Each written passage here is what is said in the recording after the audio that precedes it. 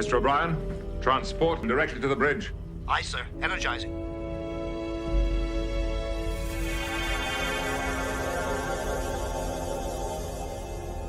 Security team to the bridge. Belay that order, Lieutenant. I just wanted to thank you all for your support. It's been fun. From the StreamYard Studios on YouTube, this is Jeopnerdy. And here's your host, John DeMarco.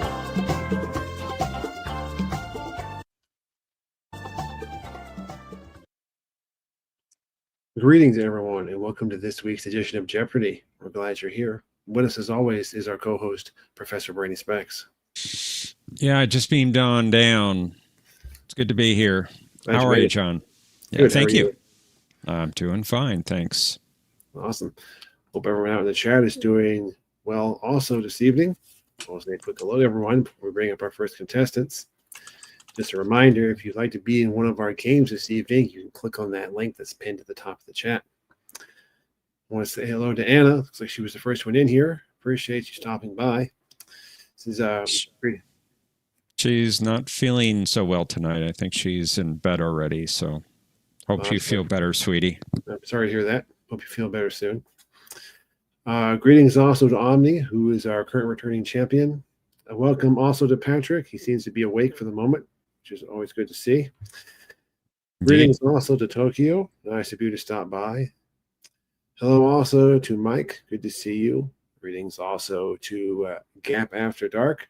Nice of you to stop by. Greetings also to Mercer. Good to see you. And also a hello to Brad Wolf. Glad you can make it this evening, sir. Oh, there's Anna. I thought she'd be sleeping. Good to see you. Indeed. We have our contestants for round one. However, we have plenty of spots for rounds 2 and 3 if you'd like to join us a little bit later on. Yes, Tokyo. Yes, indeed. Let's go ahead and bring up our contestants for round one. So we're going to welcome OmniCast, Patrick, and Mike to the stage. Hey, everybody. Hello. How's it going? Oh, Mike, you're a Dalek tonight, huh? Yep. Look at that. He's always a Dalek at heart. I like the Daleks. I just started catching up on all this Doctor Who Dalek stuff. I love them. They're great. They kind of remind me of the Borg a little bit. Especially Dalek Sec, merging a Dalek with a human. And Yeah.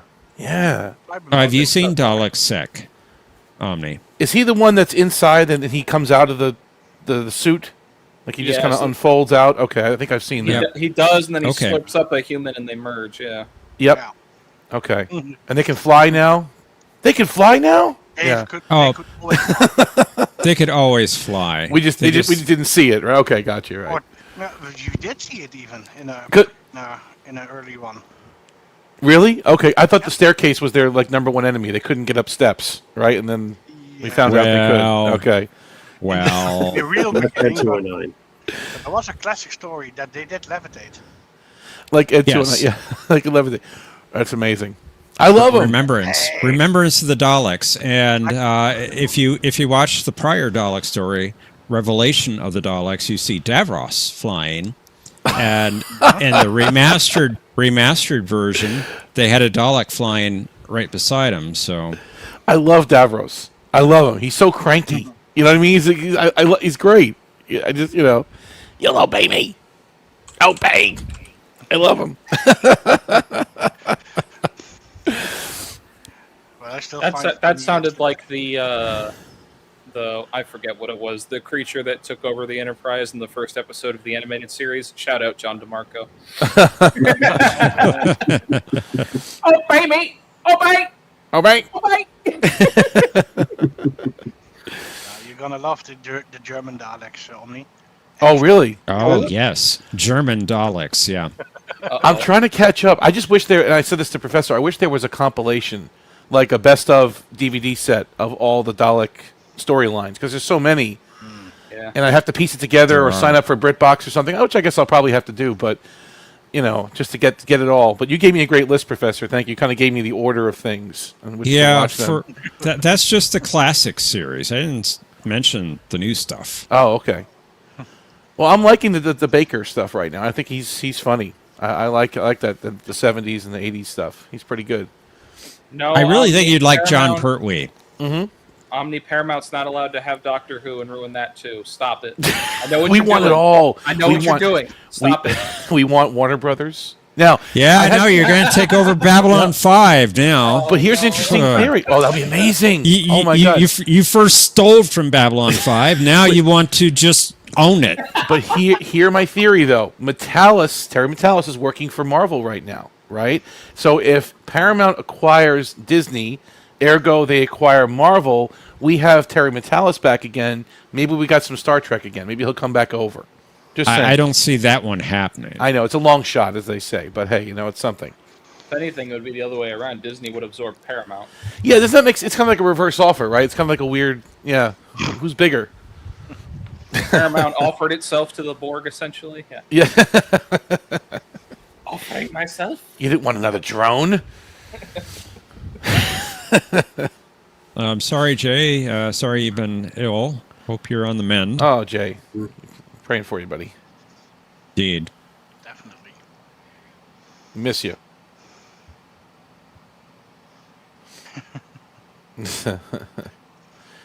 Don't want any more Star Trek. He's done. He's throwing in the towel. He's like, that's it. No more. Basta day. I'm done. That's it. And yeah, Paramount Jay, wants we it. were just talking about that. We miss you too, Jay. Glad you're here. Yeah. Gap asked if I'm signed up for Paramount Plus. I mean, that's like, yes, I'm signed up for Paramount Plus. Absolutely signed up for Paramount Plus. It's one of the best services out there. I was going to say, he is Paramount Plus. I was going to say, he's a Paramount Plus showbot. What? You're part of the circle? No, Major. I am the circle. Exactly.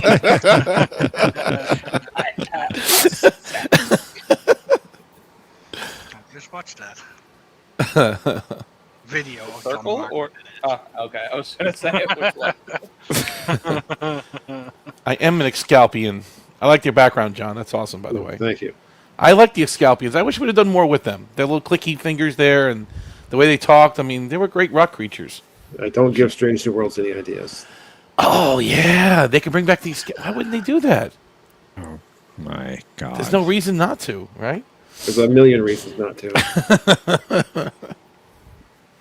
That just barely scratches the surface. Oh no. It's good to have the three of you here, as Thank well you. as It's good to be here. everyone that's watching. We do need people for later rounds, so please come on up and get ready for rounds 2 and 3. Exactly. Yeah. I'd prefer to not lose multiple times tonight. True. Me too. One is enough. Let's say that. Maybe get Hulu. Maybe get Hulu, Jay. Hulu? Paramount Plus, yeah, I can see why you'd want to get rid of that. Mm-hmm. No, don't go, Jay. Please. Don't go. We like your business. Are you going to give them 6 free months or something? Maybe. It depends. But, Maybe. Maybe. But I know Jay watches Pluto. And Pluto's a good alternative to Paramount Plus if you don't want to pay for it. You get a lot of good Paramount programming on there for basically free, for just your email address.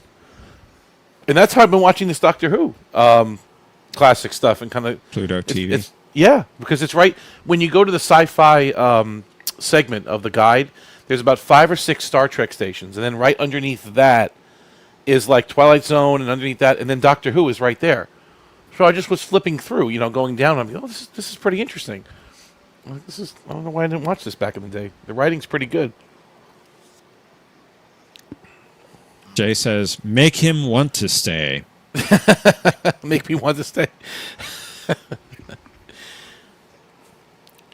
Jay, you know that we're the best value in streaming out there. I don't have to say all the virtues of Paramount Plus. I mean, it's obvious. Okay, not only do you get Showtime, you get Paramount Plus, all the original programming.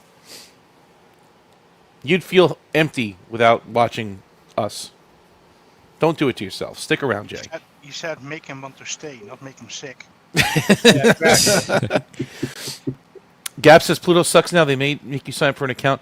Yeah, but I think it's just. I mean, no, they did the same thing to me, Gap. But I think it's just an email address. I mean, after all these years, all they're asking for is an email address, right? I mean, they're not making you pay just yet.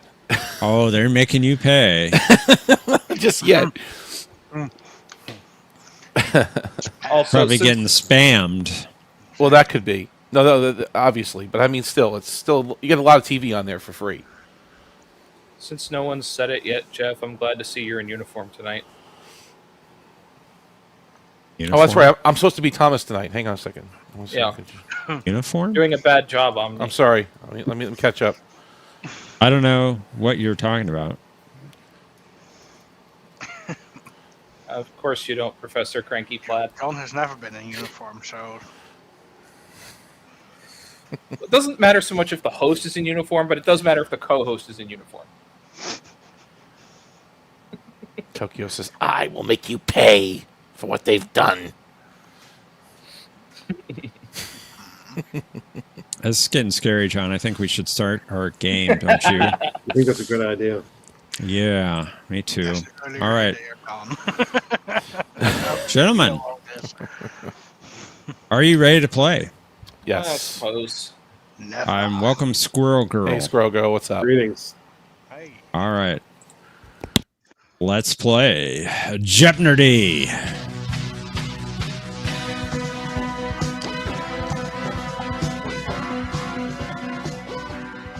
How's this played again? Not sure. We'll You have find that out together. You have 3 lifelines to help you along the way. Phone a Jeff, ask the chat, and 50-50. Our first category is DS9 spoken episode titles from season 1. You're going to be filling in the blank for a quote for that category. Next, we have Surak. Oh boy. For our visual category, we have TOS Planet Surfaces. Oh, dusted that one off, huh? Oh boy. Indeed. We have Starships by Captain from the 22nd and 23rd century. Okay. And for the last category, we have recurring character first appearances. In this case, I'm going to provide you the name of an episode. I want you to tell me which recurring character first appeared in that episode. Oh boy. Okay, I'll see myself out. All right. Don't go, Patrick. Don't go. Well, we're going to get you signed up for Paramount Plus here. Right. Oh, Right, Omni? Step this way. Actually, We need you to stay here. it's a Sky Showtime, right? Sky Showtime coming over here. Yep. All right, Omni. Mr. All right. Paramount Plus, you're Yes. returning champion. Welcome. Thank you. You get to go first. Let's do DS9 spoken episode titles, season 1 for 1,000, please. So predictable. Yes. Yes, sir. You predicted that? Wow. Always. I'm impressed. Take us out of your precious blank. What is Vortex? That is correct. Off to a hot start. Very good. Patrick, it's good to see you, sir. Welcome. Thank you. Your first turn. Let's go with Starships by Captain 22nd and 23rd Century for 800. Please. Ramirez. What is the USS Intrepid? Very good. Yay. Excellent. All right, Mike. It's good to have you here, sir. thanks. Had some good games last night. I enjoyed them. Thank you. And where would you like to go for your first turn? Episode titles for 800, please. You got it. You are blank. What is Dax? That's correct. Who is Dox? Dax is what everybody else is, and you are not. Exactly. Tokyo has a little beef there with the ship. Yes, no, you is okay. Yes, Oh, that's- he added 2 extra S's and gets credit for it. Okay. I'm the you. Wild. Wild. Well, it's close enough. I'm not particular about things like extra letters and thes. well, you were a little bit last week, right? A little bit, but that A was little bit. but that was on purpose. That was deliberate. Okay. Special case. Yeah. All right, you all did very well with your first questions. Omni, we're back to you. Let's do DS9 spoken episode title season 1 for 600, please. Blank, blank, blank. That's what the man told the commander. Blank, blank, blank. That's what the man called.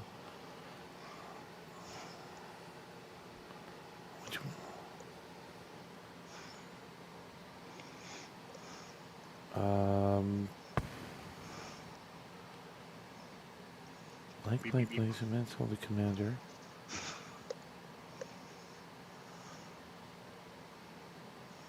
Pass. Don't know it. Patrick. What is move along home? You got it. Ah. And I'm a Yes, indeed. Count to 4. And good steal. Patrick, it's your turn. Thank you. Let's go with starships by captain for 600, please. Bob Wesley.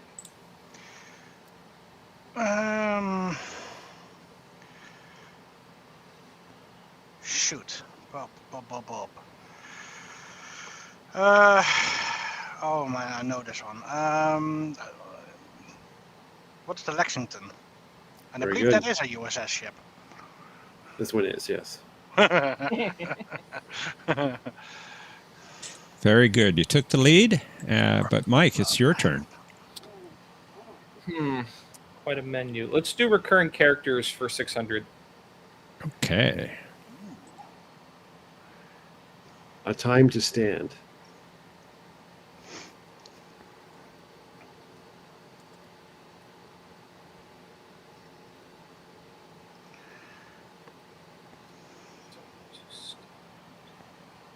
So you want the character whose first appearance was in this episode? Yes. Okay. The reoccurring character. Yeah. I don't know. Pass. Omni? Trying to remember the episode and who was joined.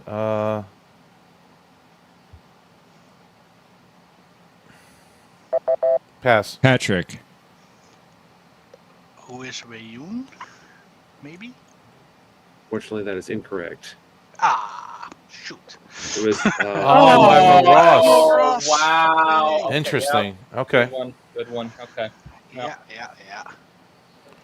All right. Omni.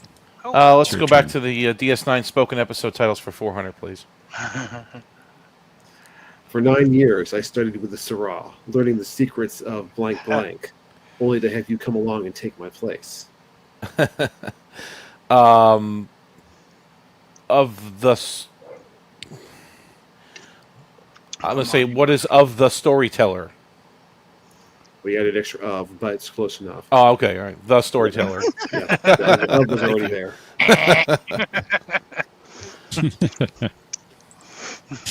Good job. Got a tie game. Patrick, can you break the tie? It's your turn. Hopefully.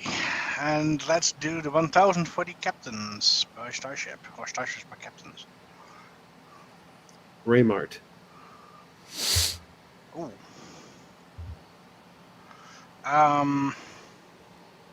Raymart.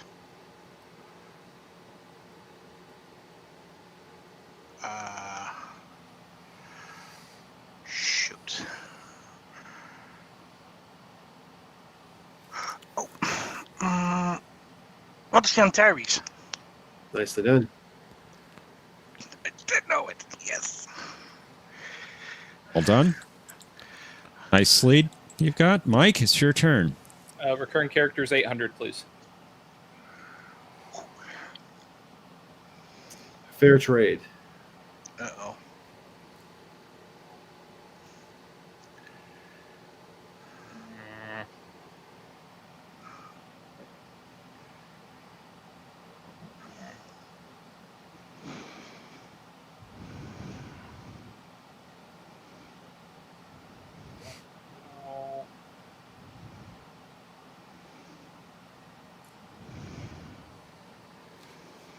Pass. Omni. Pass. Patrick.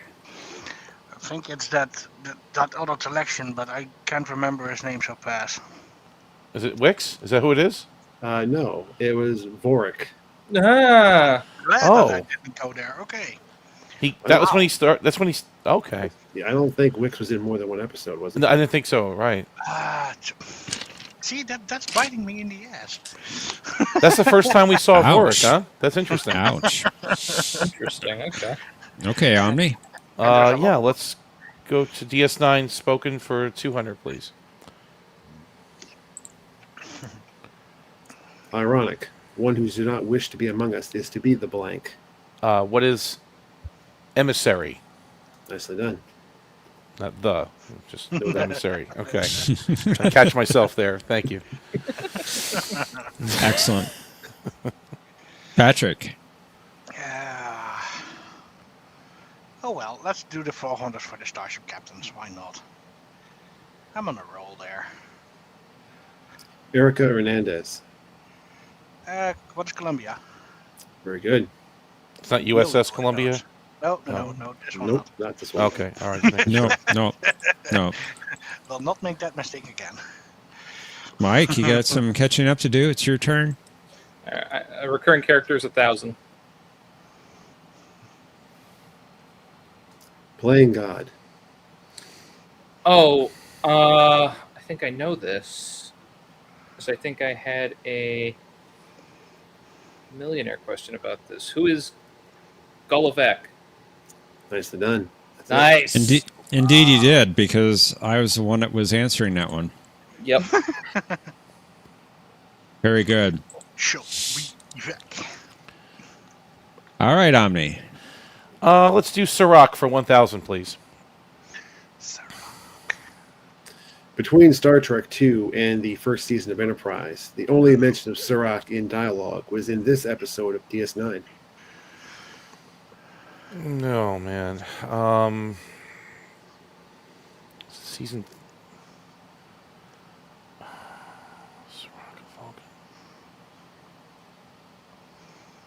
remember him even being mentioned. Pass. Patrick. Well, that's a pass for me as well. Mike. No idea. Pass. That was from In the Cards. One of the items in the auction was a pre-Sirach Vulcan bracelet. Oh, okay. Okay. Are you throwing the game this week, Omni? I'm not trying to. Do you want me to? Do I need to? I pay can money I for can go that? to Oh, sleep no. for a few minutes if you want. Maybe you need to enter your alcove. Maybe you're right. Maybe you're right. It's not over yet. Patrick, it's your turn. Yeah, let's finish out the captains before I screw it all up with the other categories. JT Esteban. Esteban was. Oh, that's easy. Come on, man. Really? What's the Grissom? A by the book answer. Yeah. Probably true, but let's do it by the book. Very good. Turn off your brain and then it comes out. Exactly. Mike, it's your turn, sir. Before I pick, for planet surfaces, do you want the planet or the episode? The planet name. Very good. Let's do recurring characters for 400. Okay. Pat's prologue.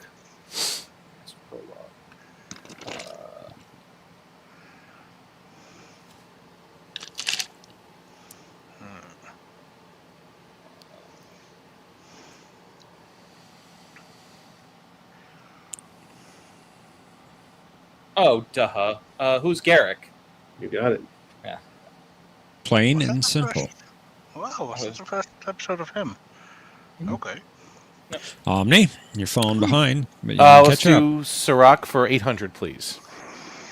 T'Pol found it curious that this Vulcan group, which didn't believe in suppressing emotions, would display Sirach's likeness. they called like Lacan or something. The Sor. It was like a name for him.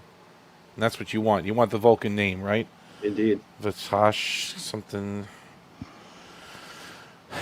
For what is the Vatash Kator?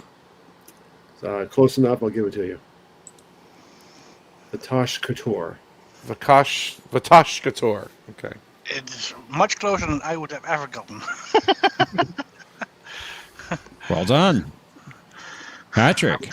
I would have just said Renault Captur, which is a car. You know what? Let's go with TOS Planet Services for 200. I don't. Okay. Oh, that one's going to be easy. Well. Yep, Okay. see? What a Right. token. Very good. Just so that I know at least one of them. Indeed, you did. But maybe Mike will know another one if he so chooses to pick the clue. Let's try that one for 600. TOS Planet Services. Oh God! All right. You found the Daily Double. You have 4,400 points, third place. You are 2,000 off the lead. How much of your 4,400 would you like to wager?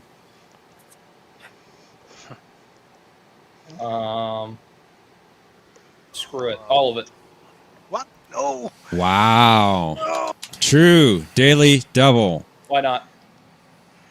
Rumba. Oh, Either 8,800 or 0.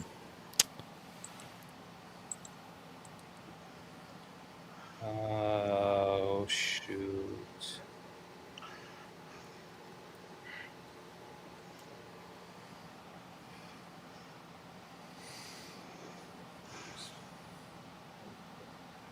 What is Psi 2000? Bingo. Well impressive. done. You have made I an enemy rem- today. I remember a time when the Enterprise was spiraling towards Psi 2000. Exactly. That's how I remembered it. well done, Mike. Excellent job. Out. Omni. Hey, let's do TOS Planet Surfaces for 1,000. Can't see that. Is that Conscience of the...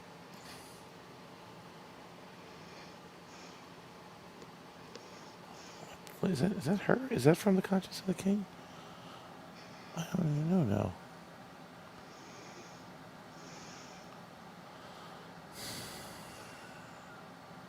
It's not Tars. Pass. I don't know. Patrick. I do not remember. Pass. All right. Mike. I think that is Conscience of the King, but I don't remember the name of the planet. So I am going to pass. It's not Benicia because that's where they were going. They It's were a on. very Planet Q. That's where Leighton lived. The Leightons lived, right? Oh Okay. my goodness. Planet Q. All right. Patrick. It's your turn, sir. Yeah, let's try a Surak for 600, please. Surak's body died on Mount Saleya, but his Katra was spirited away before the last battle against those who marched beneath these.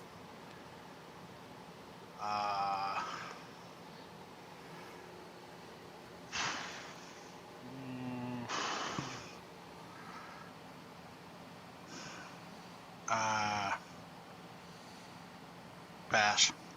Don't know. Mike. Pass. Omni. What is the Raptor's wings? You got it. Nice. Which I thought was a Romulan reference, but I don't know. I'm pretty sure it is, yeah. Yeah.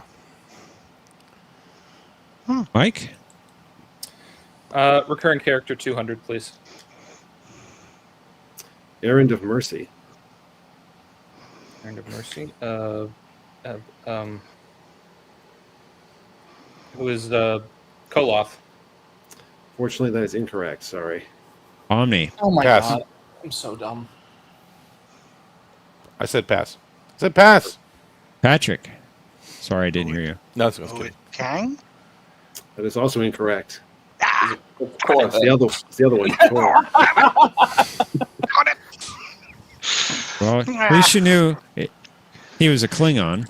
That's true. But Omni. those ridges, they look too much alike. Wow. Because Koloth was Trials and Tribulations. Yeah. Okay. Yeah. Let's do TOS planet surfaces for 800, please.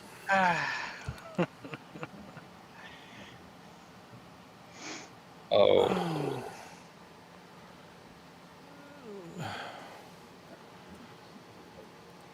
I think that's the Cloud Minders, but I don't remember what the name of their planet was. Droxine was the girl. What is Ardana? You got it. Very nice. Excellent. Excellent. The game gets tighter. Patrick, it's your turn.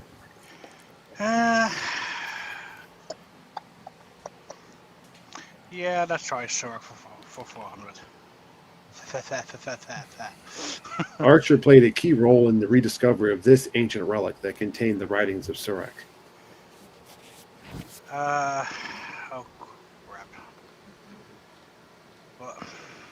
It's a myth. What? Oh, come on, man.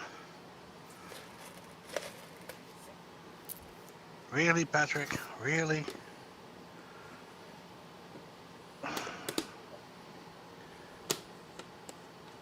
Should pass. Mike. Got it. No idea. Pass. Omni. What is a Kirshara? Be sure, thank you. The Kirshara. The. The. Okay, so, sorry. Kirshar. Yes. Why couldn't I remember that name? Funny how my brain works.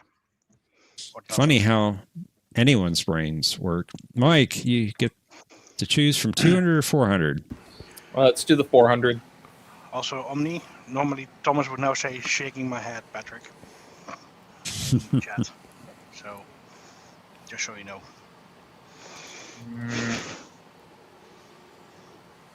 Thank you.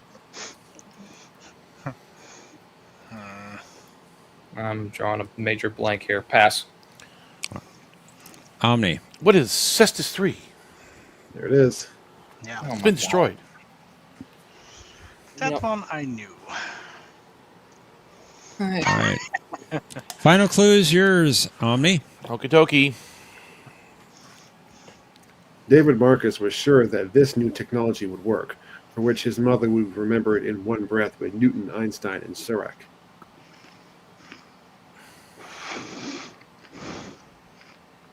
I think I'm thinking too much about this, but I'll go for it. What is the Genesis device? Yeah, don't have kittens. That's the correct response. Okay. Genesis. Well, I was thinking proto matter or something. I don't know. I was thinking Hands deep are into that. forbidden.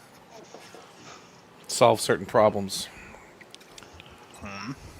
You cheated. All right, private chat. There is the link to Just Buzz In. And what's that? Buzz. Buzz. And let's head to final Jeopnerdy. Consider how much you would like to wager based upon this category. The trouble with troubles. Okay. We got a tight one. Uh-huh. It's anybody's game.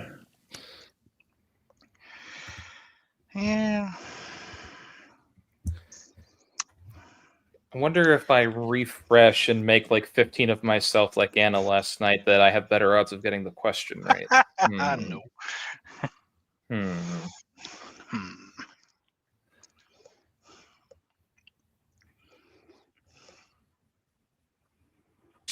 Okay.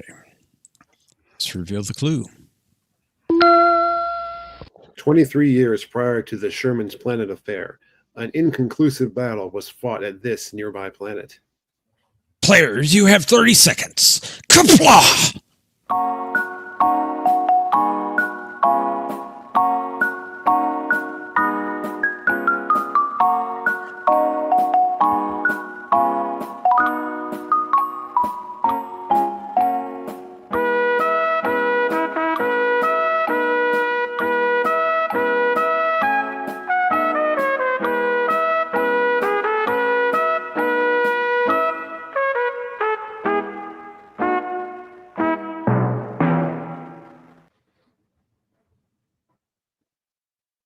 Okay.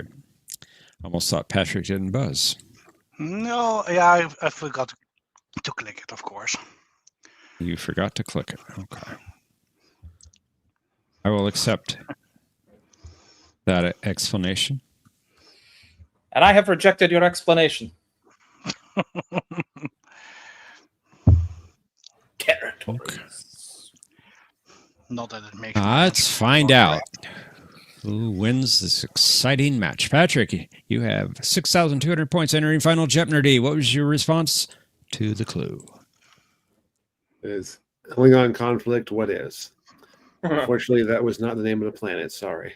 Oh, but, never mind. Reading, listening, not my best strategy. Sorry about that. It was the Patrick. conflict. No, it was the conflict. Right? That's what it was.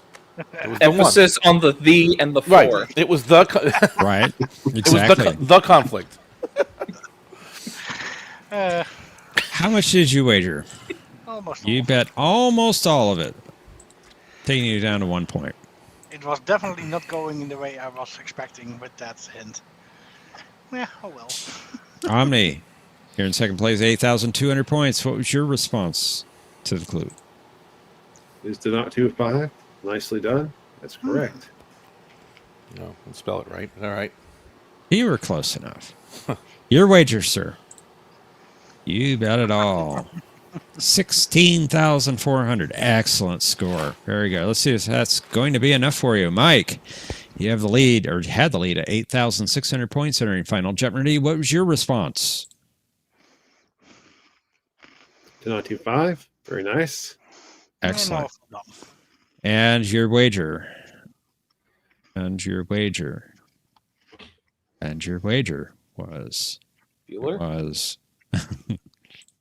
Oh, there it goes. 8,600 points. You also double your score, 17,200 points. And Mike, you're the champion.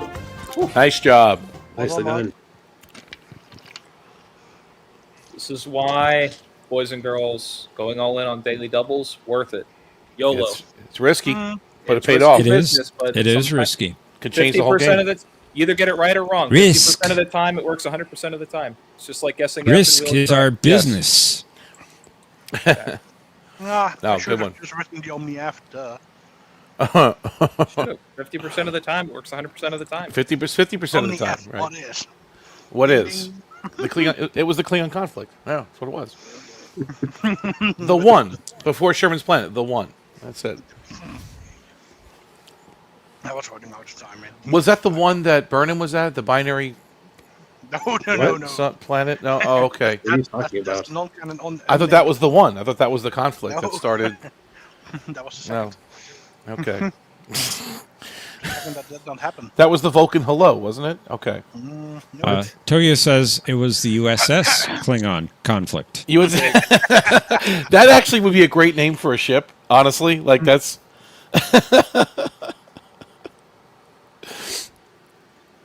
I'm the commanding officer of the USS Klingon conflict. I like it. The USS Patak. Batak. Kickback Knowing check. what it means, it sounds like a cool name for a ship, but then you know what Patak means, and it's just not. Tokyo, how is it rigged? I fought know, hard. I will not be paying Omni because I lost. I got 16,400 points. How is it rigged? No,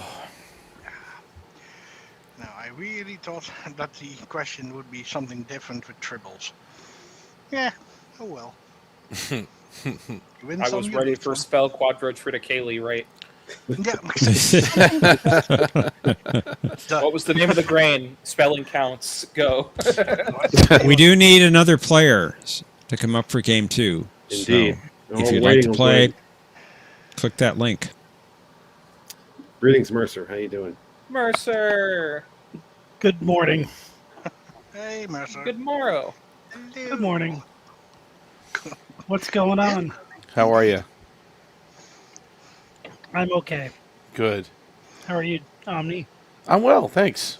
Good to hear Doing from good. Yeah. Just because my girlfriend will be mad at me if I don't ask. How's normal? you. Oh, Normal is fine. She's at the window, sleeping by the window. She likes it there. Nice. 'Cause I have Nice. like a big window in the front of the house, like a nice windowsill, and she likes to go behind the curtains and take a nap right there. I think normal's become her favorite part of me doing this every week with you guys when she gets to see normal. Let me see if I have a picture of her available. Oh, she's at work, but I'll let her know. I'll show her the VOD later. Yeah. So Wow. been living the dream. Watching my reruns. You know, I mix up Star Trek and Orville and Knight Rider, and they're my reruns that I watch. Oh, yeah, That's you a need good to mix. get one. Yeah. You need to edge SG1. SG. I mean, I've seen a couple of episodes. You know, I've seen a couple. Are you episodes sure? from the first season? Oh, you know what? You know what I'm gonna do? I tell you what I'm gonna do. Right. Hold on a second. I've got something. Here. Let's see here. Now I'm gonna do. Let's see here. Stargate rules. Indeed, Cap. That it does. There's Normal for you. Hashtag Stargate rules. Okay, Omni, you should be saying something in the chat now about how Stargate is only a movie. Okay, thank you. Normal for for doing that right now. I Yes, apologize. I was yes, looking yes. something Pretty else. late. Stop laying down on the job here. Sorry. Okay. Yep, that's Normal for you. In case you guys wanted to see her. That's quite a look from Normal. Very nice. Yeah. She's That's her like guilty picture. No, she's smiling. She might be. Is that a smile? That is a smile. Looks like an annoyed look to me. No, That's her no, guilty no. look. Let me see if I have another one. Getting ready to rip off your face look. Ooh. Let me see if I have another Very one. Here. similar. Fierce warrior, Felis Just like- Tatis. like Spot. This is her Instagram picture right here that I'm going to put up. There we go. That's her Instagram picture. Oh, wait, she has her own Instagram page? Hold on. No, she doesn't. But if she were to, this Oh. would be it. Because she's on my chest and she's resting her arm kind of like she's sitting down. Well, you need to get on that, Mercer. I was Yeah. going to say, it sounds like Yeah, Norma needs right? her own Instagram page, honestly. I think. Right. Let's see if I have any who else I got on here. Let's see. Here's her in her Yoda costume from a few years ago. She didn't like wearing a costume, but that's her Yoda costume from a few years ago. Now she looks annoyed. Yeah, she didn't like. She doesn't like Halloween, I guess. You know, I don't know. Halloween is not her favorite holiday because to the West, yeah, just doesn't like it. See if I can find something else here. Wait, maybe this is a good one. And here's a painting of her that I've showed people. Let's see if it'll come up. There we go. That's a painting of Normal. Oh, such a pretty kitty. Yep, Definitely. I have that hanging on my wall. Hey, Gap, I realize Stargate is a series. I'm just filling in for Thomas because he's not there. So if you see any inane comments from me, just pretend it's Thomas, okay? You know, if you guys need to start playing, I remember Patrick loaned me a game about 2 months ago, so I'd be happy to loan him the game back. However that works. I forgot about that. So but he could play for me if he wants to get more No, points. you may play yourself. Play it yourself. Play yourself. My background is from the episode Savage Curtain, where the Excalbians, that's the rock people, are studying the concepts of good and evil.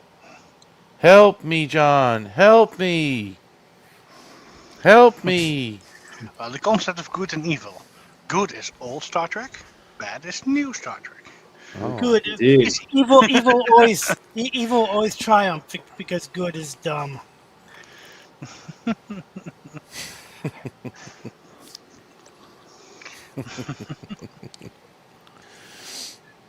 We still need a third player. We'd Come love on to up, have someone Tokyo, come up. Jay, Come on, somebody. Tokyo, Oh, Jay, yeah. Squirrel Girl. Hey, Come on. Gap, Anna, Brad.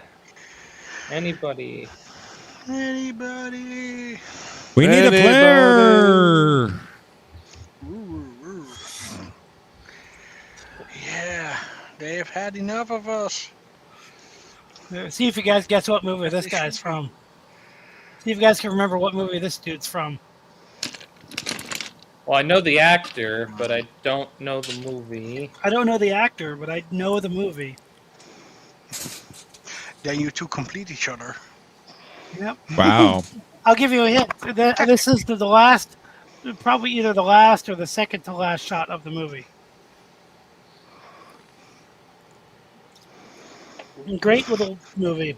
Great, kind of a Twilight Zone-y movie. Hmm. No idea. It is called, what's that? Do you know? I do not know. It's called The Truman Show. Oh, okay. It's been a These are the- long time since I've seen the Truman Show. These are the two security guards watching the show, and when the whole show ends because Truman leaves, very good, Squirrel. When Truman leaves, these guys are like, "What else is on? Where's the TV guide?" And it's one of my favorite endings in any film because it just says, here they were so invested in this guy's life for so many years, and all of a sudden when it's over, they're just ready to move on to the next thing. And I thought that was a very clever ending. Tokyo, we would like to have 2 new players if we can play against the champion. Welcome, Brother Jay. Thank you for joining us. Hello. Welcome, Jay. Hey, Jay. Is that David Hasselhoff? Is that David Hasselhoff in your avatar? No, it's That is Conway Twitty, the king of country music. They just certified him with 70 number 1 hits. Wow. I can understand why Mercer thought that, because his hair is almost the same as Hasselhoff. Yeah, there's and some it was resemblance there. Yeah, and it was small at the time. It wasn't enlarged. I'm like, is that David? David Hasselhoff is the most iconic actor in the history of acting. He had, well, he's also the curly king hair, of too. German pop music as opposed to country music, right? Yeah. This is true. Yep, that's true. He has 14 number 1 hits in Germany. Gold and platinum records the guy has. I don't have one. Just saying. Hardcore. I don't either. David Hasselhoff. Yeah. Talking about that, David Hasselhoff, not Conway. Conway has more number 1s than anybody. In the country music? Oh, yeah.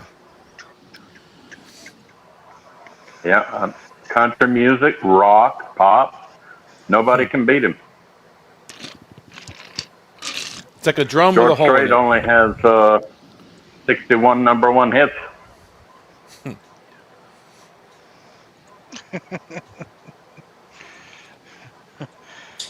Well then, Tokyo, Well, we need you to come up for game 3. Yeah, come on up, Tokyo. Definitely. Tokyo. Go Tokyo. Patach. How do you allow Tokyo? Only, I think There we need go. to- There's a good avatar. I What's miss. that, Patrick? I have missed all of y'all. I'm telling you. What do you think I of this missed you too. avatar, Professor? Oh, There we go. yeah, Marty that's pretty McFly. good. That's pretty good. Marty McFly. Did you see what I put up on Matthew's Discord this evening in the meme channel? No, I didn't really get on Discord. You'll need to check it out later. Matthew's Discord. What channel? The general channel? The memes. Memes and humor. I haven't been on Discord in That's months. great. This picture is from a series of posters, all drawn the same way for each of the films. Somebody in France did, and they're really brilliant. Very cool. Was he setting fire to the house? What is he doing here, this kid? Yeah, he's setting fire to the living room rug. He's setting fire to the living room rug because when he was 8 years old, he said if you ever have a kid when he's 8 years old and he sets fire to the living room rug accidentally sets fire. Oh, okay. I forgot about that line. Please go easy on him. Go easy on him. That's funny. Okay. So is Brother Jay playing? Brother Jay, are you playing? Let me tell you something. Uh-oh. Y'all protect yourselves from this new stomach virus. I almost died. Oh, wow. Wow. I finally stopped after 3 days, and oh my! It sapped me of my strength, stamina, and everything for 2.5 weeks. I almost had to go into the hospital. And then Wednesday, I nearly met Jesus because this red car decided to pass us on a 2-lane road. And here comes a car on the other lane, and my aid worker had to put us almost in the ditch for him to get in the lane and pulled back on the lane. She was scared out of her mind. And all day she said, okay, I've got to know, why were you not scared? No, because, baby, I know where I'm going if I die. I don't have to worry. I don't have to be scared. I almost got hit crossing the street the other day. Oh, no. I had the walk light and everything. Oh, God. And somebody just came barreling through the intersection, almost hit me. They don't care. No. They don't care. Must have been the bunny. Probably had a disguise on. Wait. You say he drove down from Minnesota to try to take out the professor walking across the street? Is that what you're accusing him of? Well, I mean, it was a hit? He could have ordered a hit. It could have been some other member of the cabal. How is Son of Bun? We're not sure. How is Son of Bun? I haven't seen a post from him in a long time. Well, last week was pretty good. Are you able to play, Jay? Jay? Are you going to play Jeopnerdy? Yeah. Jay? Yeah. Okay. Excellent. Well, I think we should play. It's a good idea. I'll lose. Thanks, Omni. I'll lose, but thank you. I'm going to play. Oh. Good luck, everybody. You can win. You know you can win. You know your Star Trek. I haven't seen Star Trek in like a year.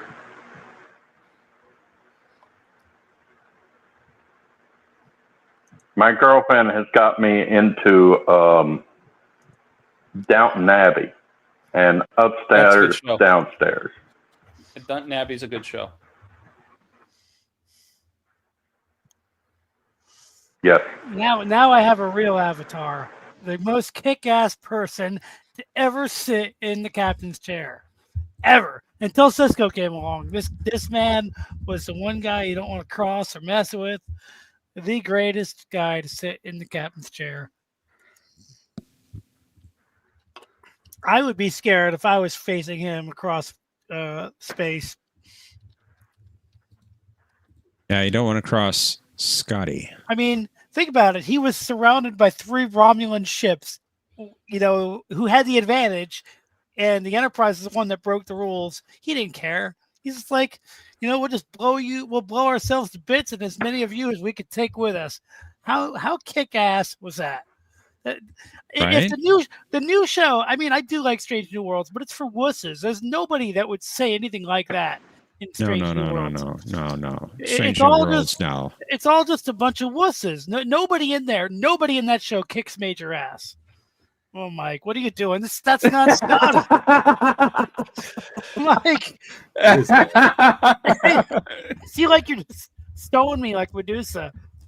Oh my god! Yeah, we need to talk games about the screen. But seriously, dude, Scotty kicks ass. Nobody on Strange New Worlds kicks major ass. Nobody. Mike, shut that thing off. I think I think that Scotty is a wuss. I don't think he's our Scotty. He's not Scotty. He's not Scotty. The new Scotty is a wuss, and I will take that to my grave. But the old Scotty, James Doohan, was not, even when he was overweight and in the movies. You know what he did? It when he was overweight, he couldn't really do anything. But you know what he did? He said, we're gonna complete this mission. If that means we're changing history, I don't care at all. We're just gonna do what we're gonna do, because without us, Earth is going to hell anyway. He also ran into a bulkhead, but who's keeping score? That was a dream. Exactly. Thank you. And let's not forget, he killed Colonel West. He busted down that door and killed that Klingon. Yeah. Colonel West. He killed Colonel West, Yeah. who was the Klingon in disguise, the human in disguise as a Klingon or something. He Doesn't matter. busted down that door like he was. Like he owned the freaking What's his place. name? Charles Bronson. Yeah, dude. Scotty is the most badass guy in Star Trek, hands down, no question. All right, let's see if Scotty is in this game of Jeopnerdy. Let's do it. So let's play Jeopnerdy.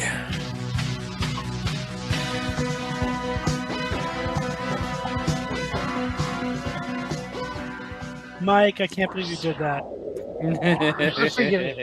I'll never forgive you. I can't even see why they cast that guy. He's just such a wuss. Star Trek for wusses. First category for this round is DS9 spoken episode titles, season 2. As before, you're going to be filling in the blank. Next, we have Kalis. Visual category, it would be TNG planet surfaces. Crap. Once you name the planet. Okay. Then we have Starships by Captain from the 24th century. Then we have recurring character last appearances. Provide you with an episode or a movie, which tells which recurring character appeared the last time. So wait a minute. What did you replace the Ghostbusters category with? Oof. What did you replace Ghostbusters with to get these categories? Oh God, that's a very good question. Don't have time to explain. I'll explain later. Ghostbusters are not Star Trek. Mike, returning champion. Welcome back. It's your first turn. Let's do episode titles for 1,000, please. So predictable. That will put an end to blank blank.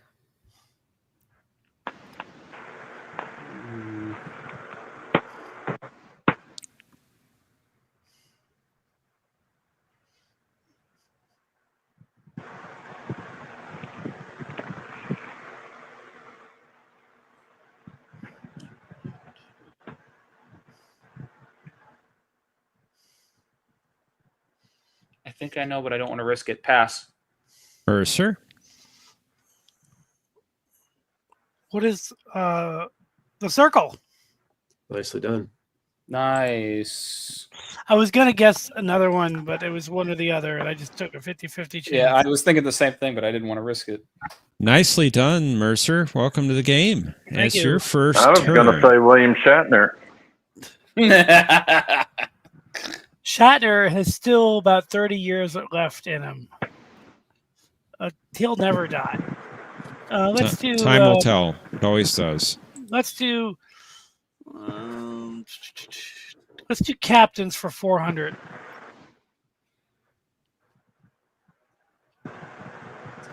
Walker Keel.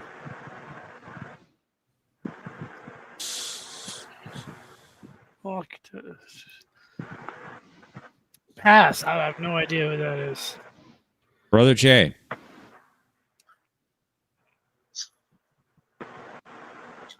What is the Horatio? To the Horatio. See, you know Good your job. Star Trek. Good stuff. Excellent, Brother What Jay. episode- Welcome, what- sir. What episode was that from? Conspiracy. I Indeed. should watch that before each game because there's a lot of questions about that episode in this Yeah, I game. think it's a The good very, episode. the very first appearance of the Borg. No. I think you're a year early for that. Well, the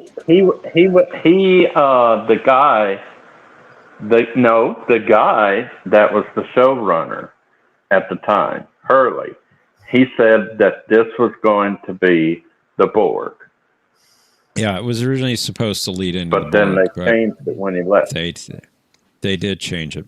They All right, wimped Brother out. Jay. They Mhm. wimped out. Brother Jay, welcome, sir. It's your first turn.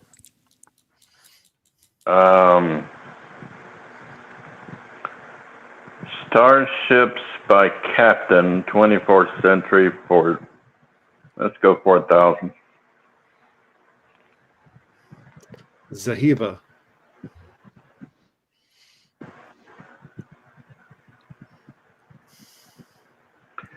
God bless you.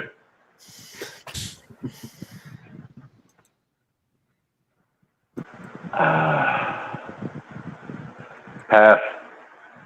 Mike. I believe that was the captain of the Britannia. What is the Britannia? You would be correct. Nice. Nicely done. All right, everybody's got points. And Mike, we're back to you. I didn't even know she had a name.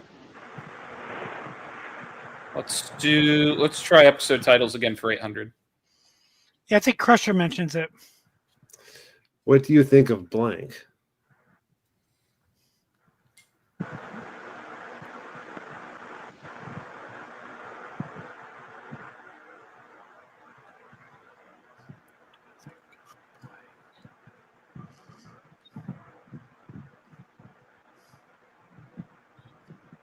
I think blank. Well, I'm gonna guess. I gotta figure that out. I don't know that one either. Pass. Mercer? Excuse me. See, going down the list here. What do I think of?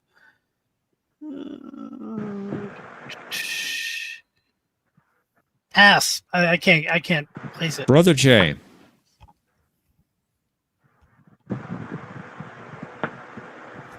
What do you think of onions and potato salad? Now, pass. Cardassians. You know, that is a really good episode. A very It is. low key, fantastic episode. I thought it was good. Mercer, it is your turn. Let's Got a do tie game.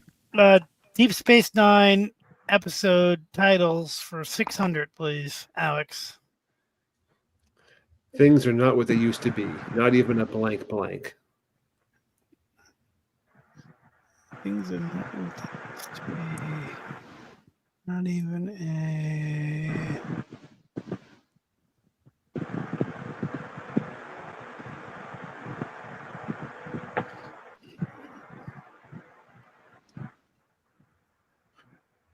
Pass. I don't.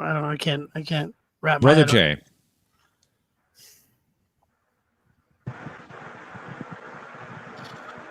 Pass.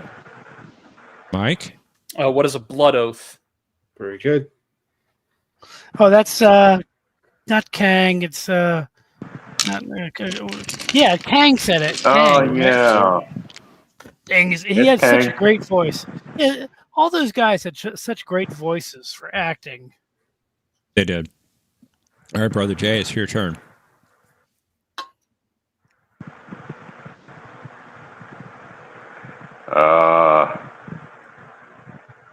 Starships by Captains for 800.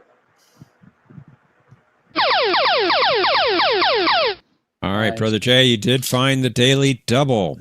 It's early in the game. You only have 400 points. You're 1,200 off the lead, but you can bet up to 2,000. How much would you like to wager?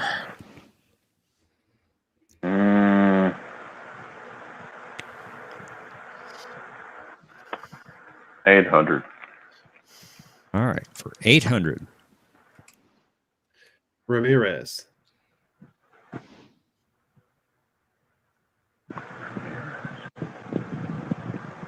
Oh, who's Ramirez? Ramirez. 24th century Ramirez. I don't know. I have no clue. Take a guess.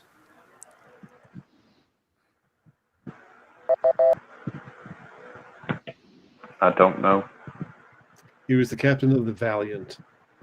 I thought it have was no Waters. clue. I thought it was Waters. Is that Ramirez was captain before Waters? Oh, Exactly. the one that died. Okay. Yep, the one that Yeah, died. I thought it was Captain Waters. Ah. Oh, All right. Okay. All right, Mike. It's your turn. You've got the lead. Thanks. Let's try Captain's 24th Century for 600. Taggart. Captain Taggart.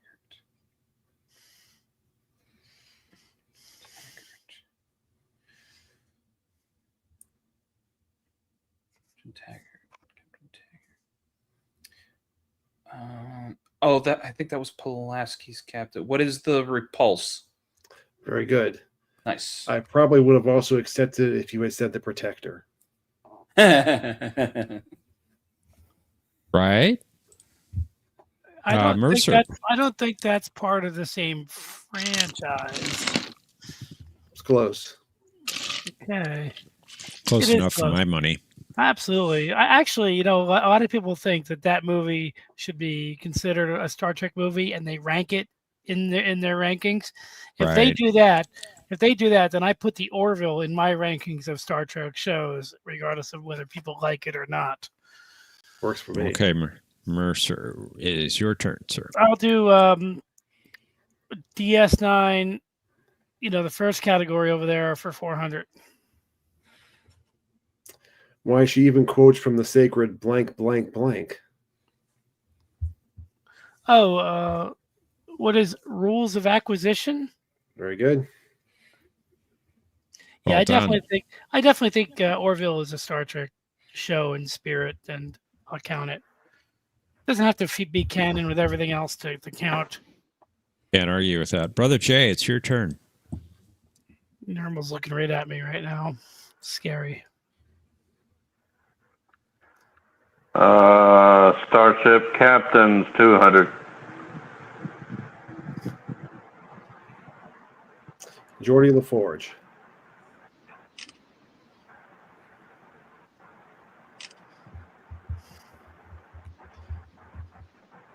Huh? What is the USS Challenger Galaxy class? Nicely done. Good. Excellent. Back to 0.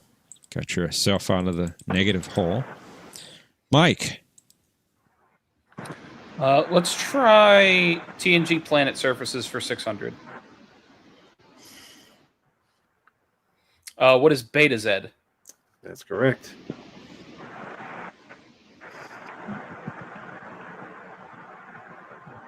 Very good. Mercer. Let us try TNG Planet Surfaces for 400. Oh, my favorite planet. What is Galorndon Core? That's Near the right. neutral zone, or in the neutral zone, or sort of next to the neutral zone. Something like that. That's all I know. I swear it. Brother Jay. Does anyone have a napkin? I need a napkin. Brother Jay, it's your turn.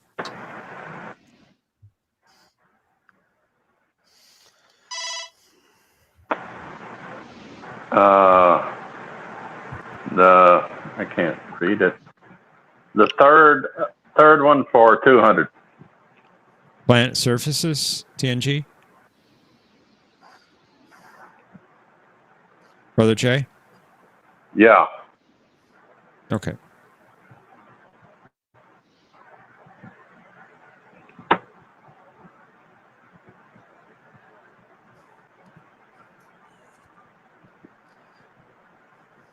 What is Romulus? That's correct. I love how they updated that shot for Nemesis and they made it all CGI and made it better. I have a 10-second lag. I'm sure that John will incorporate that if the buzzer goes off right before you answer.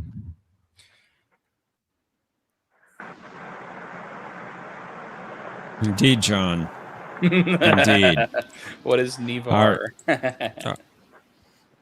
Mike? Yes. Careful. It's your turn. Let's do Planet Surfaces 800.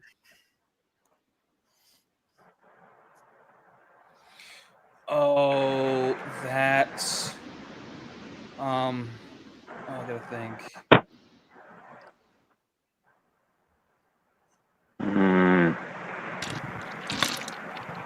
Yeah.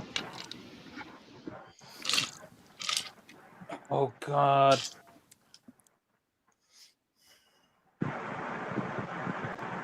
What is Bersalis 3? Nicely done. Nice. Excellent. Wow. Was that from Lessons? Yes.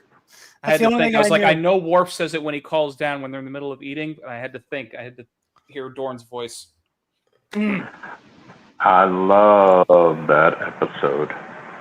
I don't. Good follow up to Inner Light in some ways. All right, Mercer, it's your turn. Let's try Deep Space Nine for 200,000, please. I'll give you 200. How about that? Okay. Blank, blank, or a bunch of irresponsible hotheads. Oh, what is the Maquis? You got it. And they managed to start their own little war out here. I thought without it was any Paramount help from any Plus. of us. Without any help from any of us. I think you could be right on that as well, Mike. Yeah. All right, brother. Anyone ever noticed the wardrobe malfunction in that episode? When Vec boards the station, his wardrobe is just not. It's like falling apart. His Cardassian armor is falling apart when he's walking on the promenade. I saw that somewhere recently. Brother Jay, it's your turn. Sorry.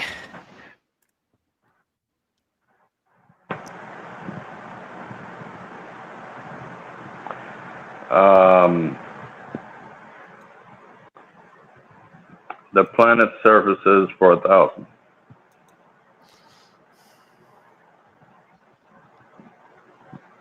I know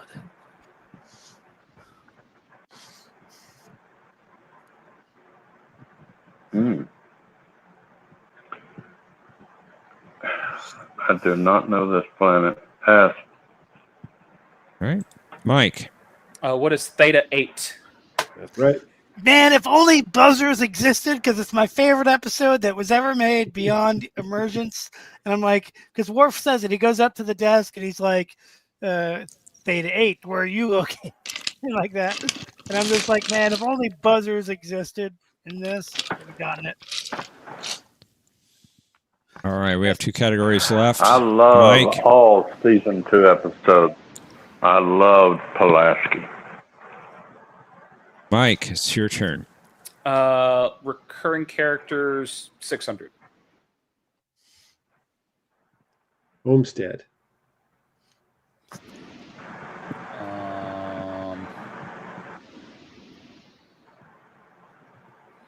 Recurring character. So you're not talking about Neelix, I don't think. No, yeah. Main cast members do not count. That's what I thought. Okay. So I don't know who the recurring character was in that episode. Pass. Mercer. I'll be passing unless it's like Batgirl or Robin or somebody. I'm in pass. Brother Jay.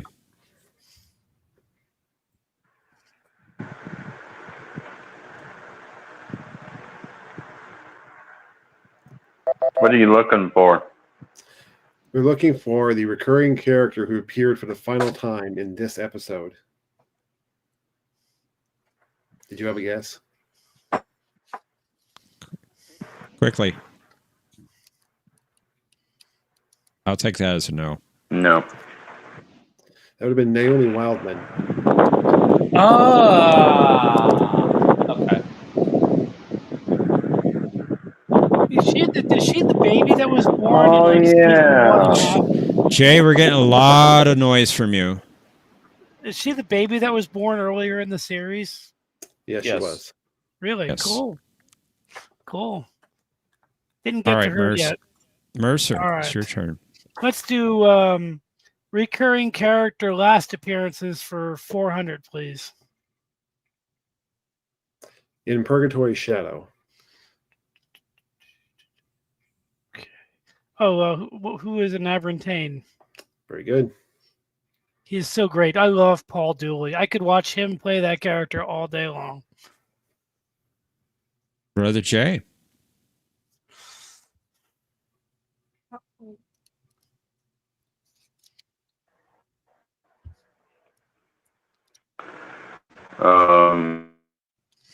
You're not good.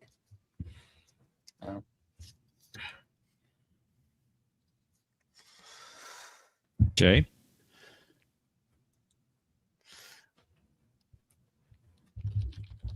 I think we lost Jay. Jay, are you there? You're muted.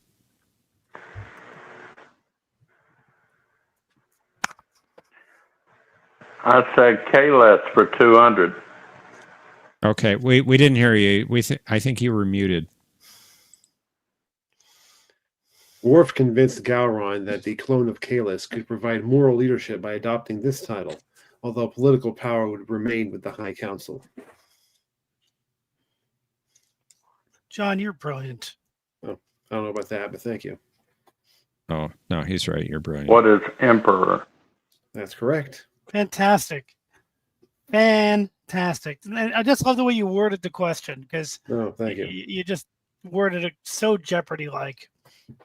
That's the idea. Mike. Let's do recurring character final appearances for 800. Star Trek First Contact.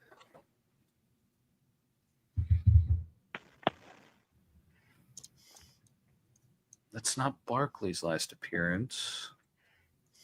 Because Endgame was after that. So was the later Voyager stuff.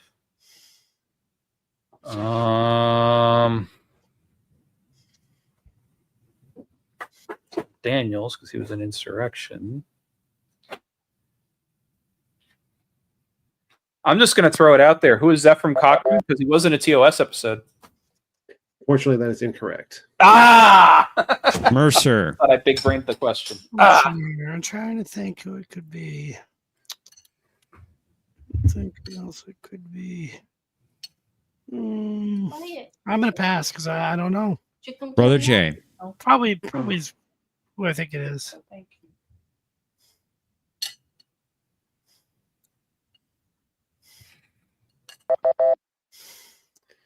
It was. I don't know, pass. It was actually Nurse Ogawa. Oh yeah. Okay. Program the little doorstop that they had planned. But it's not Zephram Cochrane because he appeared after this in Oh, Okay. Yep. rest Yeah. in Did. peace. Fair enough. Fair enough. I think she had one All line on me. Beverly asked, "Is the EMH online?" She said, "I think so." I never tried one of these before. I swear I never used one of these before. Yep. That is All a right, good one. Mercer. Let's try recurring characters for 1,000. One of our planets is missing. This is actually a good one. This is a good one. Pass. I was going to say Unicron, but I'm passing. Brother Jay. Never watched this episode. I don't even know what it's from.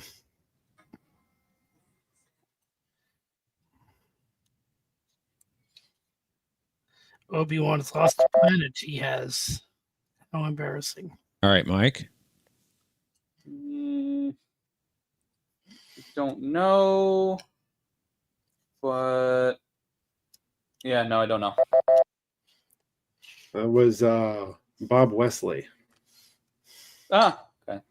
Did I get the same guy to voice him for that one as the actor who played him in Ultimate Computer? No, it wasn't the same guy. Because I'm pretty sure it's James Doohan. And we have lost. We have lost Jay. Oh, rip. Jay, come back, please. Jay, come back. Blame it all on me. So we'll see if we can get him to pop back in. Let's see. Did you message him on Discord? There he is. There he is. Hey. Welcome back, Hey, Brother Jay. I don't know what happened. It was one of those things. I think it was the swamp gas from Venus got into the line of sight of your internet connection. Something. I'm going to put on my Thomas hat. I blame Omni. Wow. I don't think he's doing that right now. Everything revolves around Omni. All right, Brother Jay, it is your turn. Okay. Recurring characters for 200. Mud's Passion.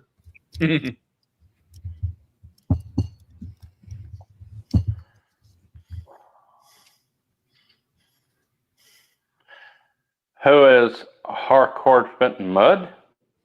Exactly right. Wait a minute. Wait, no. I saw Yes, him. yes.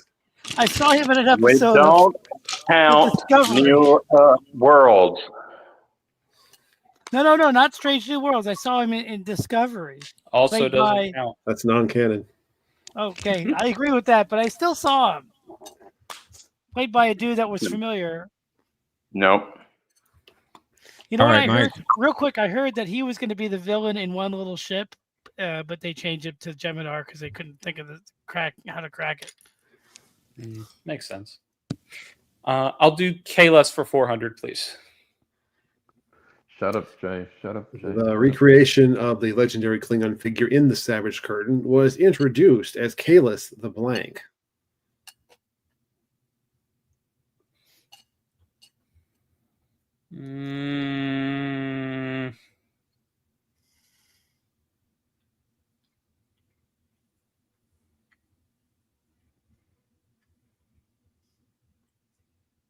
I think it was Unforgettable. What is Unforgettable? That is correct. Nicely done. You can't forget that. Yeah. You'd be surprised what I can forget. Very good. Mercer, it's your turn, sir. Let's do Kalos for 800, please. 800. During the search for this missing battlecruiser, Worf recorded a combat log on the 53rd day in the year of Kalis, 999. What is the Bemoth? That's right. It's tightening up a bit. All right, Brother Jay, we have 2 clues left. 1,000. 1,000. Very good. According to legend, Kalis forged the first bat'leth by cutting off a lock of his hair and thrusting it into the river of molten rock from this volcano. Mm-hmm. Pass. Mike?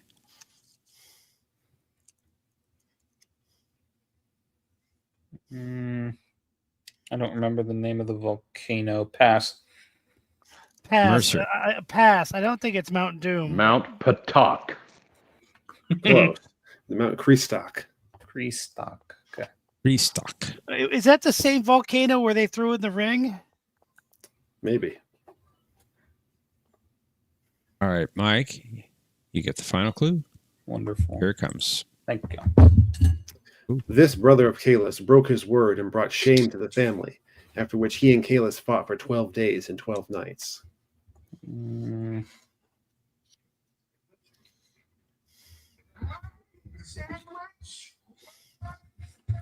I don't remember. Pass. Mercer. Okay. Oh, thank you.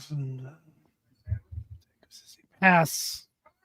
Brother Jay. I'm not gonna risk it. Wasn't it Grizzlor? No, pass. Pass.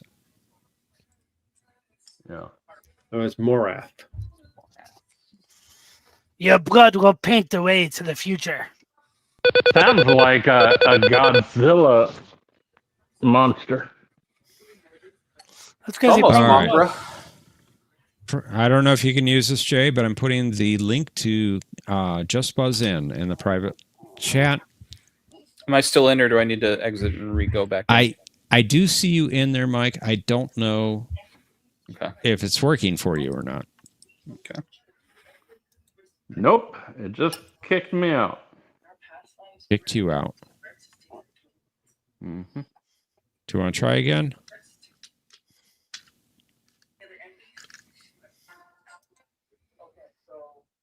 All right. Now what do I do? You have to type in a name. Where it says player? Yeah, you put in your name. I don't know your name. Can I go now? You play games with me, mister. There he You're is. through. There he is. All right, let's head to final I Jeopardy. will have to stun you.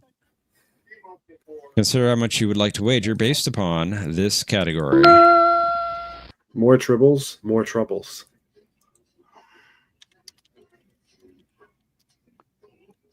You run down the scores.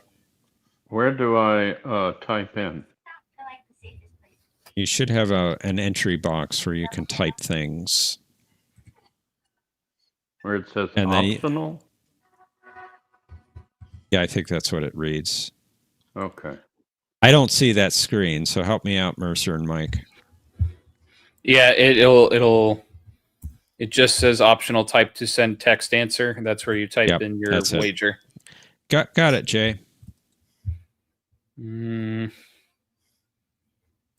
Okay, that's my final answer. I hear the music. Finally, final Down, answer. down, music. down, No. All right. Going to clear your entry boxes. Jay, you use the same box for the response to the clue. All right. Let's reveal the clue. To combat the growing ecological menace, the Klingons engineered this creature to be a tribble predator. Players, you have 30 seconds. Kapla!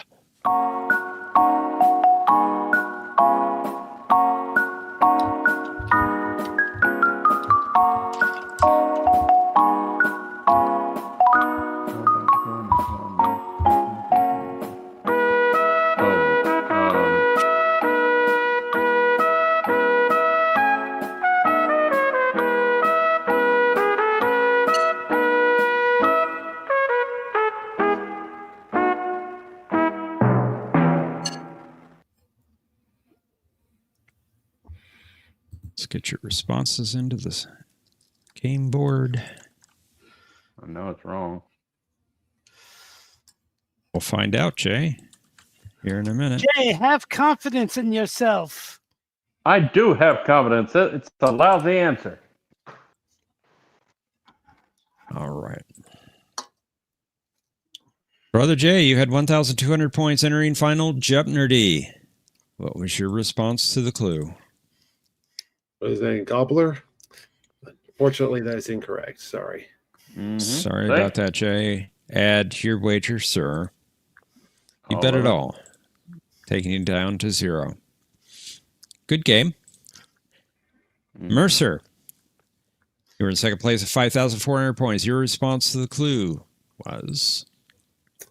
What is the red thing my friend Christian was wearing? The Glommer, I think. And you are correct. So nicely done. Yes. Glommer. Yeah. That's it. You were close, Jay. Now, the thing is, Kristen is my friend that went to the convention that we met with Omnis. And so if you saw her cosplay, she had the Glommer on her head. She did. Yeah, What was your wager, sir? 3 points. I never watched the episode, so I'm not going to bet anything. But then That I gives happen you to remember that. That gives you I've seen that 5,403 points. Let's see if that will be enough for you. Mike, you're in the lead at 6,600 points. Your response was? Was it Targ? Good guess, but unfortunately not. I'm sorry. How much are you going to lose here? 0. Mike won So you again. stay at 6,600 points. And Mike, you are the champion once again. I just remembered it. She mentioned it during the convention. I'm just like, wait a minute. It's I thought it was something glom something. And then I said, I'll just call it Glommer. See if that works. You should have bet a little more, Mercer. Yeah, I should have. You could have won. But I was caught between a rock and a hard place because I was like, I could bet enough to beat Mercer by 1 if he goes all in, but I'm probably not going to know it because I haven't seen the episode. So if I get it wrong, then and you bet little, then I lose. But I was like, if I bet nothing and Mercer bets a lot and gets it I right, love that and it episode. happens to be something I I'm gonna know have to for send some that. reason. I'm gonna have to send that clue and that question to Kristen because she was wearing it on her head for the entire convention. And I don't that's know. that's the reason I wrote that clue. Oh, really? That's awesome. I'll have to, Mike? she'll love that. Mike, I am thinking very, very, very strongly here of removing 1,200 points for the offensive image that you're putting up. Oh, I'm sorry. My fault. Let me put up Picard screaming. There we go. That's better. Okay, there we That is better. Yes, that is better. No. Awesome. I'll tell her that he's. Hey, love. We were trying to convince Mercer to start a Instagram for Normal earlier. I subscribe. Leanna said she'd subscribe Mercer. She has to do an There you go. Instagram live for an hour every day, though. Oh, you have to do an hour-long Instagram live every day, though. So she was walking around. Kristen was walking around. She was wearing the lieutenant's uniform. She had the Glommer on her head. She had a tribble. She had a tribble on a leash with a blue uniform, and she had little tribbles. She had little tribbles attached to her skirt that she would give out to people. Nice. The baby tribbles, the little baby tribbles that she would she had them magnetized to her skirt, and she gave them out to like the guy that played Pike in the wheelchair. That guy was there. She gave them out to a couple other people, Kira and Dax. Omni, I'm curious, what is being censored?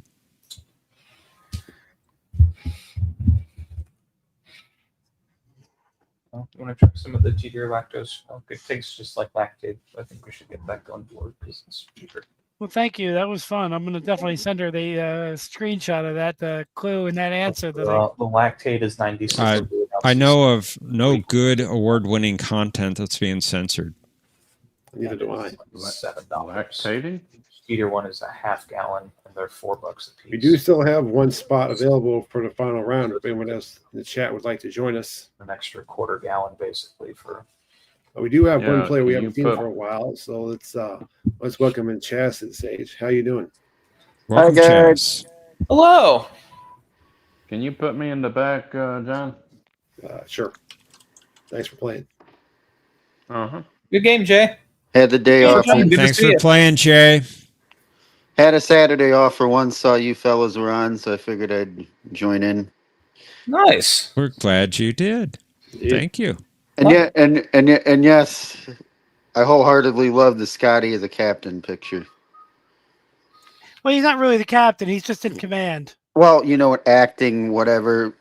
Yeah. He's in command. He's in command whenever Kirk, Spock, McCoy, and a red shirt beam down to a planet, which is all the time, right? Oh, and he's so good at it. Nobody would cross him. He just is like he's loyal. He's going to stick to the plan. He's not going to budge, and he's going to take as many bad guys with him as he can if the Enterprise is going to be destroyed or commandeered. He's just fantastic. Absolutely fantastic. Yes. I mean, look at him. What bugs me the most? I'm sorry to get this out. Be right back. The new guy doesn't carry himself with any confidence. I wouldn't. like he just doesn't have any, like he doesn't own the frame the way Scotty did. Anyway, sorry about that. I just love relics and Next Generation that Scotty's in, where he's in the bar and he's looking for non-synthahol liquor, and Data, they're trying to figure out what the alcohol is, and Data just goes, "It's green." Yeah. It is. I It is love that green. scene. What is it? It's green. It's a good one.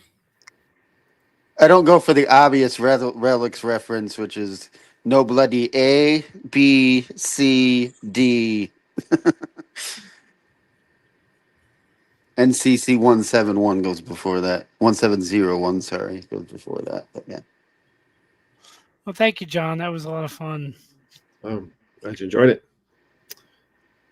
We said we got one spot available for round 3. Somebody up in the chat who hasn't played yet, just go ahead and click on that link. Tokyo. Now, Brad Wolf. Did Flox mention the Glommer? Did Flox mention the Glommer when he was talking about the tribble that he had in sickbay? I don't remember him mentioning the Glommer, no. Okay, but he did mention that there were predatory species on their planet that kept them in check. He might not have mentioned them in particular. I don't know if he mentioned it in particular, but I think he mentioned that there was the ecology of their home planet kept their population in check. Mm-hmm. So he might not have mentioned it by name, but he did mention it. Is what I'm trying to say. By the way, for my money, John has the Harry Mudd question factually correct. Oh, thank you. I don't know what those non-canon shows that were spoken of are. Who knows? But speaking of non-canon, while we're waiting for an extra contestant, we can bring Omni and back to stage, and also Chaz, why don't you play? Chaz, why don't you play? Yeah, they need a third, me, Mike, and somebody else, right? He's right. Yeah. Exactly. Preferably someone that hasn't played yet, I guess. Oh, I see. Ideally, yes. The chads for you, Omni, after the last time I played my typo in the Just Buzzin'. I don't know if you remember. Oh, that was great. Yeah, what did you type again? That you called me out on because I forgot the Z. It just came out as Cha. Cha. Yeah, it was Cha. That's right. That's right. That's why I Cha. thought my name was Cha. Cha. Yeah. That's it. Omni, I have no idea what your latest comment means. I don't know. I'll have to do some research. I remember watching. Must have been a fan production or maybe not, but I thought Harry Mudd was in Short Treks. Nope. As well as in Discovery. No, he wasn't. Nope. Okay. What are those? Yeah. It was Dwight. From the I'm surprised given Next Generations on here that the card technically isn't considered canon, but it is what it is, I suppose. And no, Tokyo, we are not ready for revenge. You are playing. Yes, we would love to have you come up. Come on up, Tokyo. Glad to see the collectives at the campfire again. Oh yeah, well I'm in uniform. I mean, when I come to the show ready and dressed out of respect. I guess technically Jeff's in uniform then too, because he's got the same kind of thing. I don't know what you guys are talking about. So I'm prepared. I'm prepared. That's my game shirt. I don't think John's shirt's plaid that I can tell, but not exactly. No. No. It's close enough. We'll allow it. Plaid-ish, adjacent. Squarish. That's Tokyo. You are a good player. Yes, you are. Get yourself up here. Yeah, come on up. That's Savage Curtain in your background, right? Yep. That's what I thought. Okay. And yes, I'm aware that was referenced in the previous game on one of the K-list questions. Yeah, just to mention, this tribble question I would have known. But no. I knew the final Jeopnerdy. I just couldn't. Couldn't put the letters in the right spot. I kept thinking Grommel, not Glommer, for some reason. Whether John would have took that answer, I don't know, but perhaps. I'm uncultured and didn't know it, so. Need to watch your TAS. Mm-hmm. I've seen the first episode, and I've seen, and I actually have seen Beyond the Farthest Star several times. I watched Counterclock today. It was pretty good. It was a good episode. For those who don't know, in TAS, I feel like James Doohan and Nichelle Nichols and maybe Majel Barrett do the 90% of the voices on that show. Yeah, they did most of them. Yeah. Nice. Oh, look at that. Yeah. Wow. Look at that. Is that Blu-ray or no? It's got to be That- DVD, right? Yeah. No, it's Blu-ray. That's Blu-ray. Wow. To rephrase, James Wow. James Doohan did like 95% of the male voices. Yeah, something like that. How does the Except- video quality look good? Did he did Carl? Well, it's good, for what you get. I mean, it's the animated series, so Hey, there's the Glommer. I put the Glommer in the picture. Now, Mike, you said he did Carl. Is that what He you did said? the- James Doohan Yeah, did the yeah, voice he did of the Carl. voice of Carl, right? Right. Is that correct, John? Did he do the voice of Carl? I don't remember him doing anybody named Carl in the Oh. Carl? No, he did voice the Guardian of Forever. That was a good episode. There's Oh, that one. Okay, got it. there's Kristen with her Glommer on her head. Nice. And the orange shirt behind her. Yeah, yeah. The Red non-canon Guardian of Forever was played by the same guy that played Jim Brass in CSI. But anyway,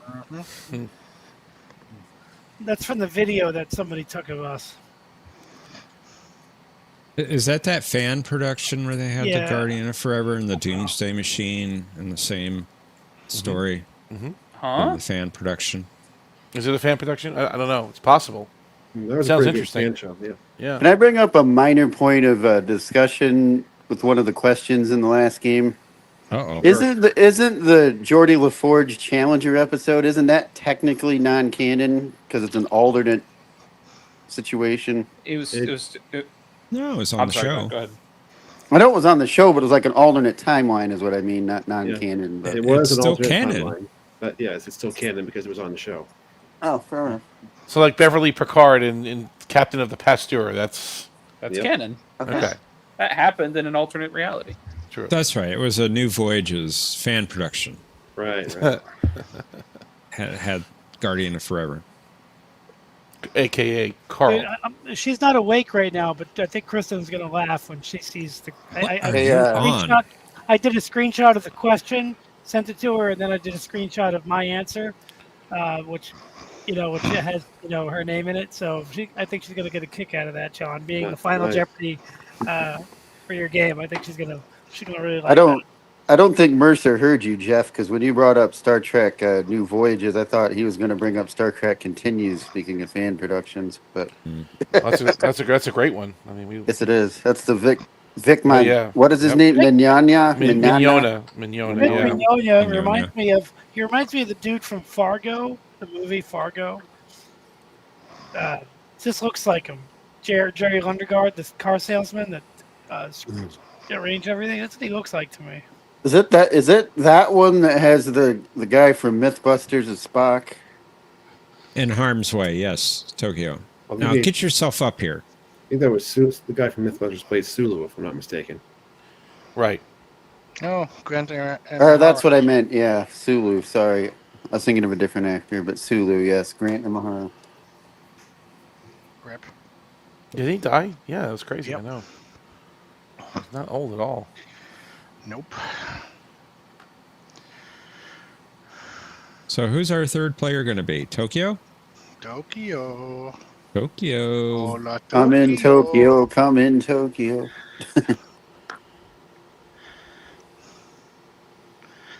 The Tapa Council wants you to play.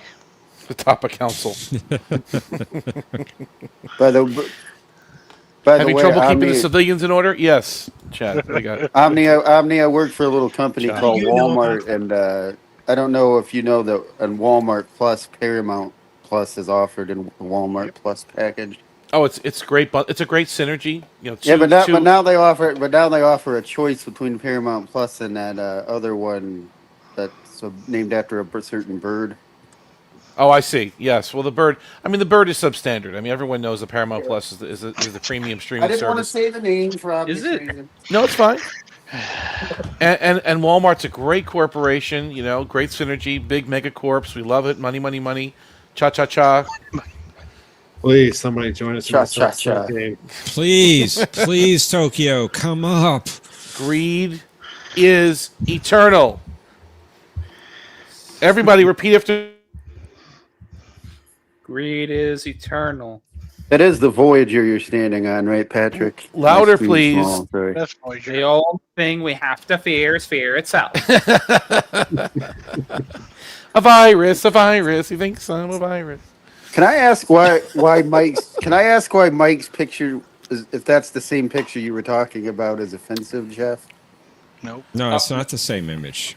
Oh, okay. No, Never the one mind. he was Never mind. talking about that was offensive. Well, I don't want to put it back up. I don't want to be banned. Do it. Don't you do Yeah, it. you don't want to do it. No. Was this one? One of Jeff or John is one of Jeff or John is a kick button, I'm sure. Why not? It was a more modern take on Montgomery Scott, shall we say? Fair enough. Okay. Mercer starting to rant in 5, 4, 3. I'm not saying anything. There you go. 1. It's, Here we go. Here we go. You just had to say it.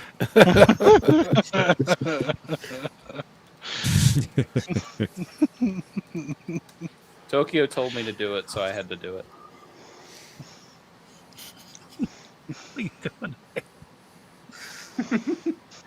By the way, the episode of the Enterprise that the Borg are in, they're not actually referred to by a species name in that episode, are they? Now that I think about it. No, they just say you'll be assimilated or something. They don't say we are the Borg. in regeneration, you're talking about? Yeah, I think so. They do reference the Delta Quadrant at the end of that, though. Yes. Or as Brad Wolf said earlier, your arse will be laminated. Your arse. I think that was Brad. Somebody said that in the chat earlier. Instead of you'll be assimilated, your arse will be laminated. That's okay. That's pretty good. Right? I mean, if you have to choose between the two, right? I mean, you might as well get your, Yeah, exactly. get laminated instead of being assimilated at that point. I mean, you're protected from all the. From Mike's got Voyager on his picture now. Yeah, exactly. Moisturize me. Time to take out the garbage.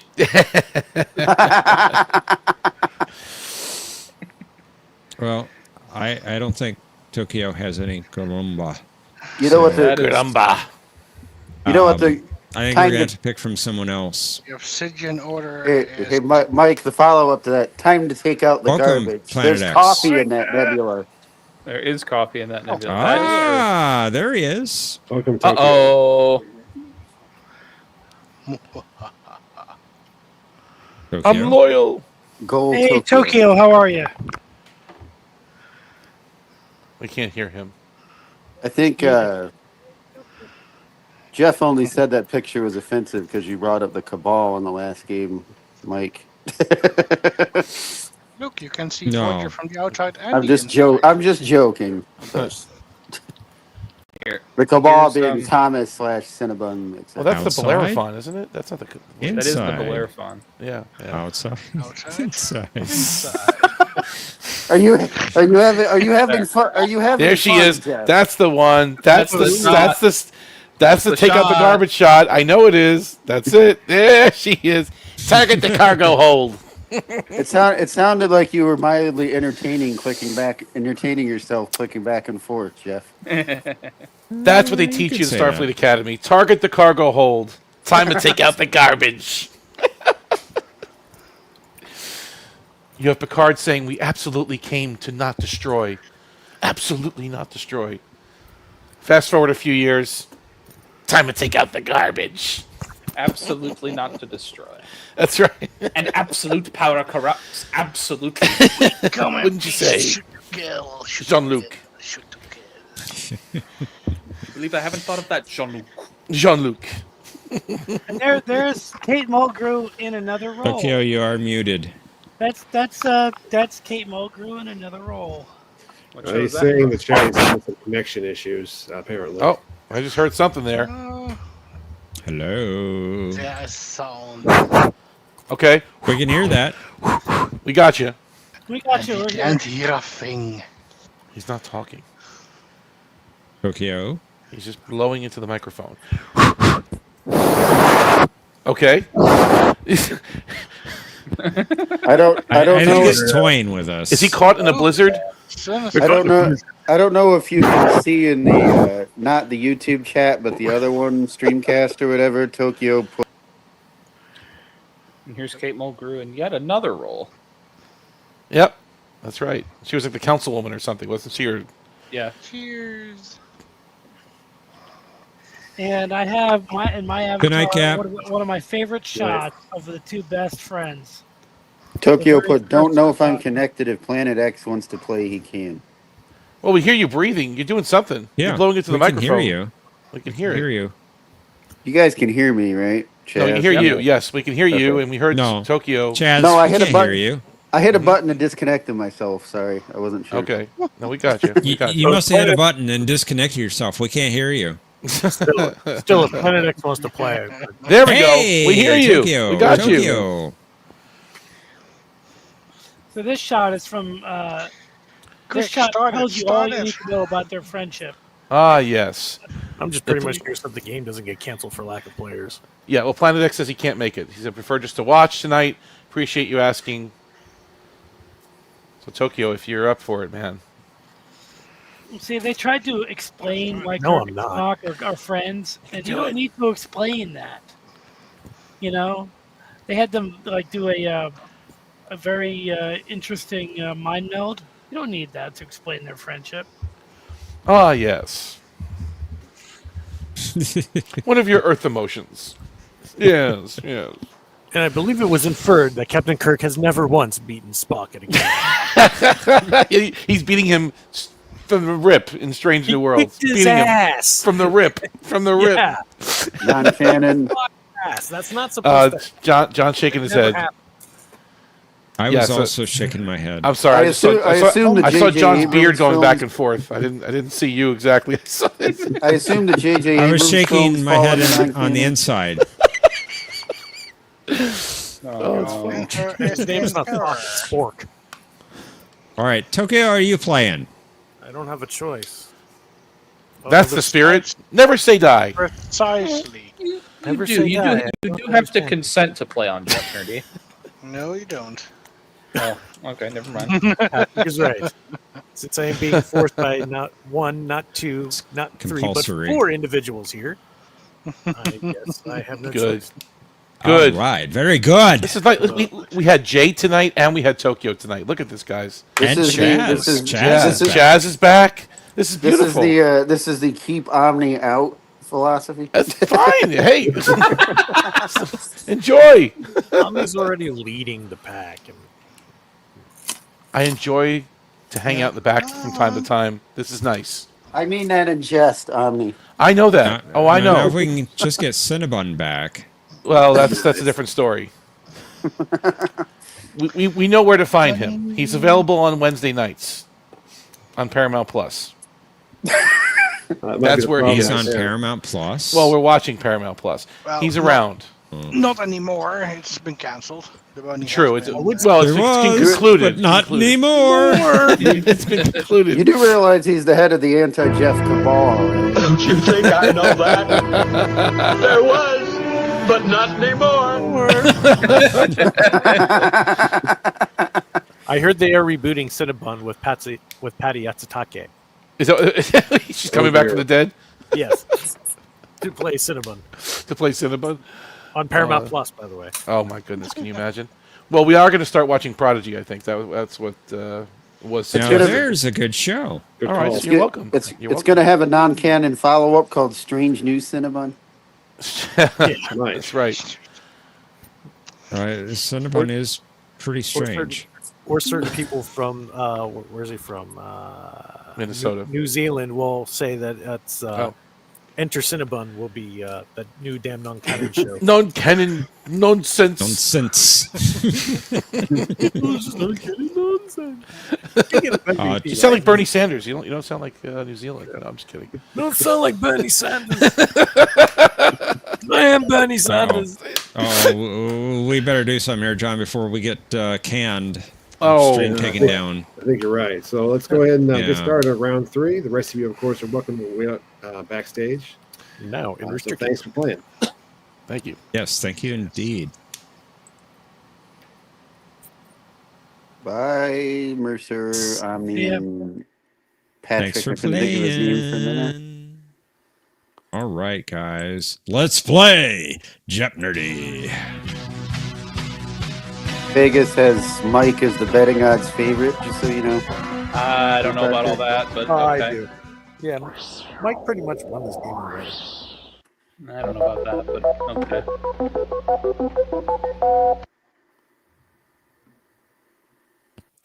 Our first category for round 3 is DS9 spoken episode titles from season 3. Next, we have Colonel Green. For our visual category, we have Enterprise Planet Surfaces. Where's Mr. VP when you need him? Exactly. Next, we have Alien Ships by Commanding Officer.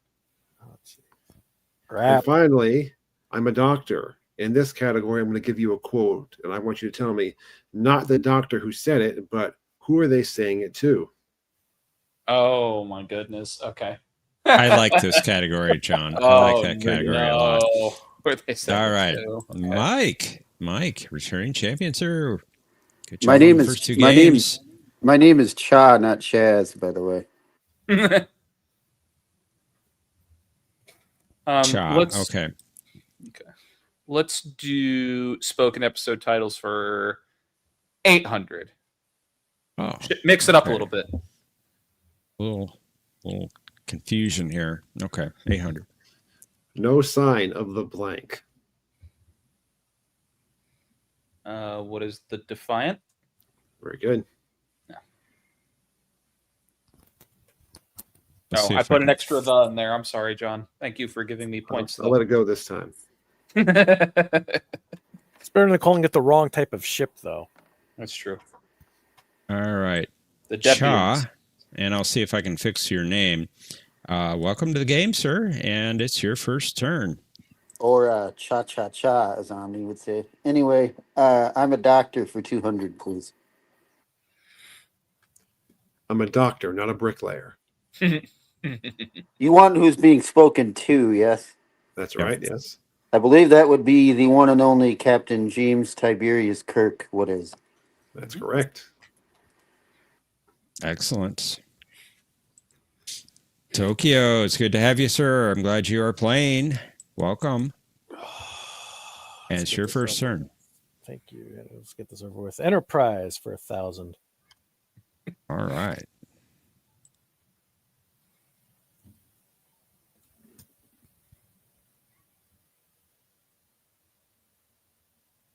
Pass. Mike. Pass. Figured that. Cha. Pass. Sorry. That was Corridan. Oh. Indeed. Back to you, Mike. You got the lead. Same Cordan as in the Cordan admission to the Federation. How do you vote, Sarika Vulcan? The very same, yes. Okay, cool. Let's try I'm a Doctor for 400. I'm a doctor, not a doorstop. That was the EMH talking to Beverly in First Contact. So who is Beverly Crusher? That's correct. Good. Cha. It's your turn. Hail, Ervik. Welcome. Let's go Alien Ships for 200. Baylock. You want the name of the ship, yes? Yes. What is the Facerius? That's correct. Excellent. Gull Tokyo. It's your turn. Green for 6. Green and other historical figures were recreated by this race to study the concepts of good and evil. You just said it, and I forgot it. Pass. Mike?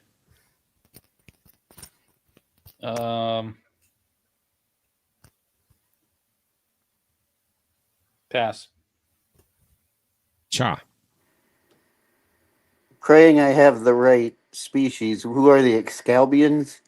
That's the correct species. No. Very nice. Very good. And yes, it was said earlier. Yeah. By you. Mike, you got the lead still? It's your turn. I'm a doctor. 600, please. I'm a surgeon, not a psychiatrist. Mm. Mm.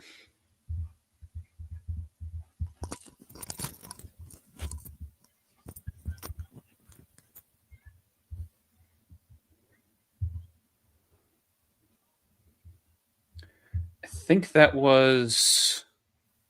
It was Edith Keeler. You got it. Nice. Good job. Very Excellent. nice. Cha?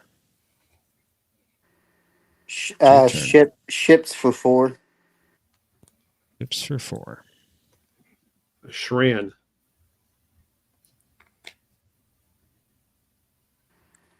Yeah, it's one of many Jeffrey Combs roles, but I can't think of the Endurian ship. Pass. Del Tokyo. What is the Kamari? You got it. Excellent. On the board. And it's your turn.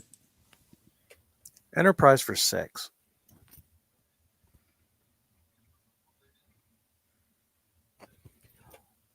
What is Azadi Prime? That's correct. Very good. Looks like a weird planet-side Deep Space Nine. Mike, we're back to you. Let's do... I'm a doctor. 800. I'm a doctor, not a botanist.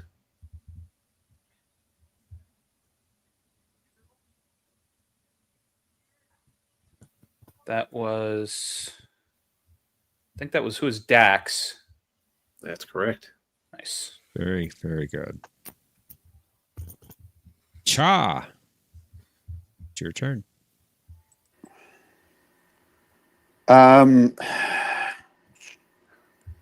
Let's go Colonel Green for 2.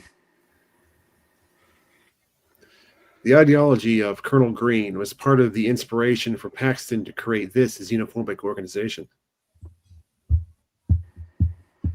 Oh, I think this is Enterprise again, and I've forgotten. Pass. Tokyo.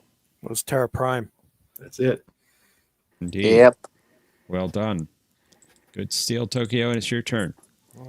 Enterprise for 4.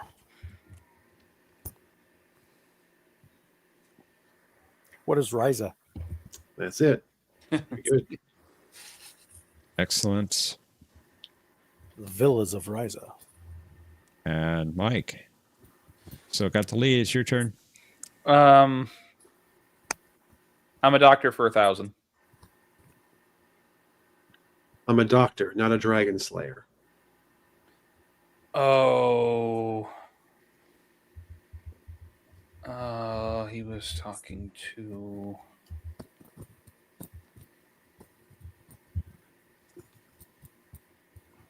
I don't remember the name. Pass. Cha? Would have been nice if Mike said who the he was. Anyway. I'm not going to risk it. Pass. Tokyo. Now, this was the Beowulf episode of Voyager, and I forgot her name. Pass. I'm not risking it. Yep. Oh, Freya or whatever. Or no, never mind. Actually, it's from Katai. a different episode of Katai. That was from the Bliss with the pitcher plant. Really? Oh, I thought it was from Beowulf too. Okay, fair enough. All right. Well, Is he the old guy in the ship? Yeah, it's the old guy. The guy who I thought was always thought was J.J. Hertzler, and it's not. Oh God. Planet Enterprise 2.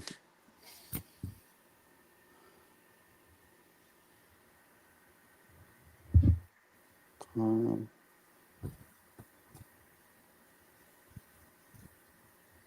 going to take a guess on context clues. What is Mars? You are correct. Nice. Very good. Go Tokyo. Let's make MVP happy and finish Enterprise.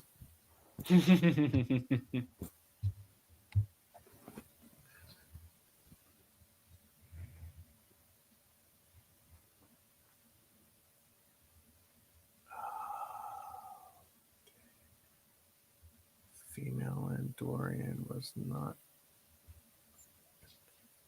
Pass. Mike? Pass. Cha. I have a guess, but I don't want to lose points. I'm going to pass, but I think it's what is Pajim. It's a good thing you passed because that Okay. was Waitan or Pon Makar, if you prefer the Vulcan name. Isn't that Corden? Not this time. Yes, Omni, you had to wait just a bit. Yeah. All right, Mike. Still have the lead. It's your turn. Let's do spoken titles for 1,000. I am Sultan Rakal of blank.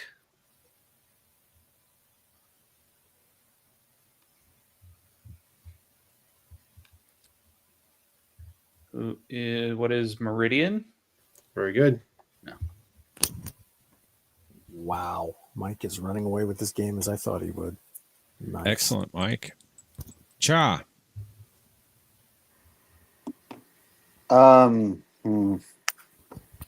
Still time. Let's There's say- a daily double out there. Or do we have it Alien, already? alien ships for 1,000. A chuffed captain. Oh God.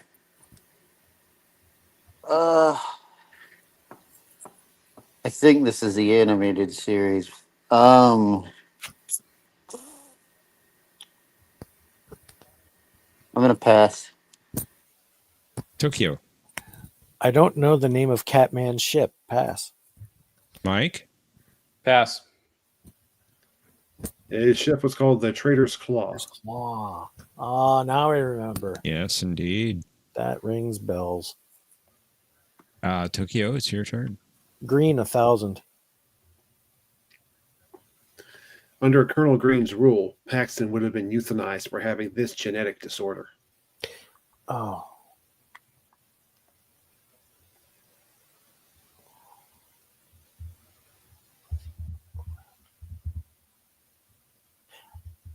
I'm not going to risk it. I think I know what it is, but I'm not going to risk it. Pass. Mike. Pass. Cha? I'm passing too, but it's probably like schizophrenia or something. Charlotte syndrome? Taggart syndrome. Taggart syndrome, yep. Glad I didn't guess. I was thinking Charlotte. You really like the name Taggart, don't you? As in Captain Taggart, John. Yeah, that's come up a few times tonight, didn't it? We're Sergeant Taggart. Beverly All Hills right, Cop. Mike, it's your turn. Got a good lead. Spoken titles for 600, please. I guess you could say we just stepped blank, blank, blank, blank. What is Through the Looking Glass? There you go. Very good. Cha, it's your turn. DS9 for 2. Resistance is futile. Did I say that blank, blank, blank, blank has dishonored itself before this council? Oh yeah, the very famous. What is the House of Quark? That's it. That's the one. Very good. Tokyo. Green 8. There it is. All right, Tokyo. You're 5,800 off the lead. You have 2,600. How much of your 2,600 would you like to wager? 400. 400. Okay, for 400. For his brief appearance in Enterprise, Green was portrayed by this actor. Glad I only bet 400.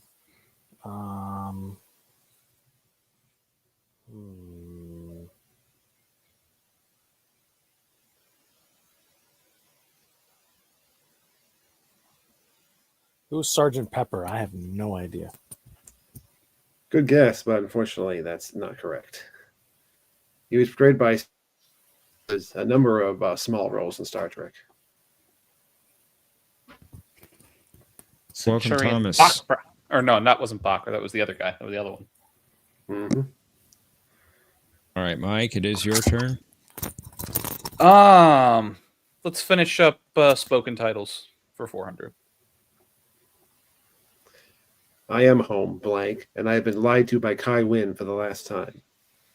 Who is Shakar? That's right. Indeed, indeed. Cha? Let's go ships for 6.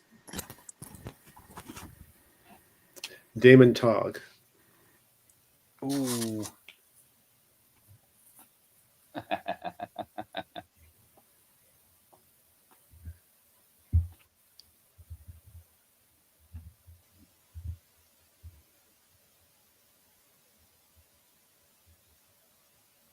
Oh, I know the episode. Oh, it's a Ferengi. What is the Creighton? Very good. Excellent job. All right, Tokyo. 800. Commander Cyril.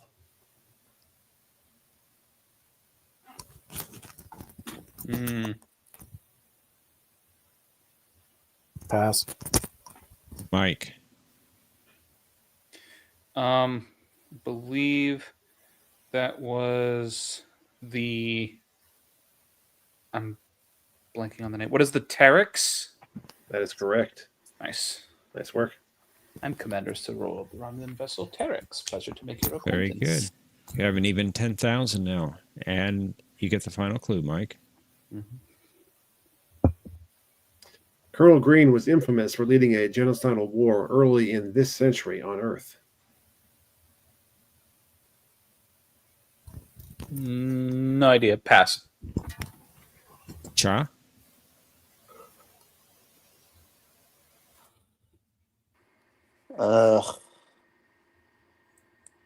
Yeah, I know what the war is, but I don't know what the century would be. I have a feeling it's like the 23rd, but pass. Tokyo. What's the 22nd? Unfortunately, that's incorrect. Sorry. 20th? 21st. Oh, just a couple years off. That's not early. What's that? Colonel Green wasn't early in the 21st century. It was after World War III. Well, that's how he's introduced in the Savage Curtain. All right. Private chat, I'm putting the link for Just Buzz in. And let's head to Final Jeopnerdy. Consider how much you would like to wager based upon this category. Trials and Tribulations.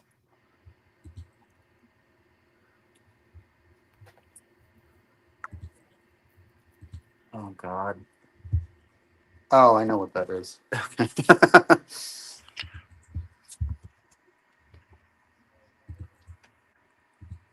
We put it in the optional thing, right? Yep. And you have to buzz. After I put it? Yes. Okay. That sends it.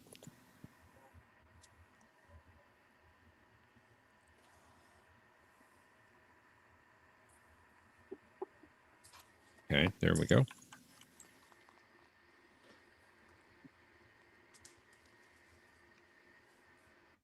Clear your entry boxes and let's reveal the clue.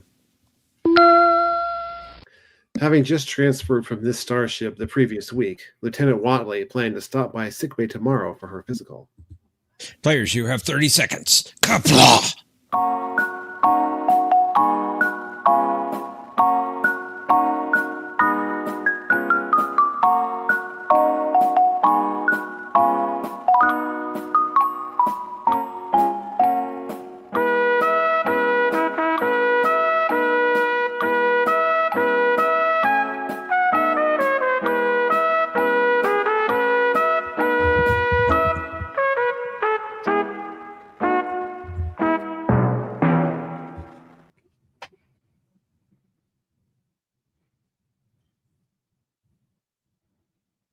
And Cha, I think you dropped out, but came back in. Did you put a response in? I thought I did. Okay, I don't see it.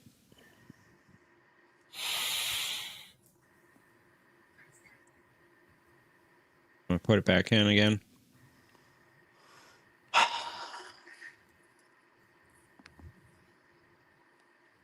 I think it's because you dropped out.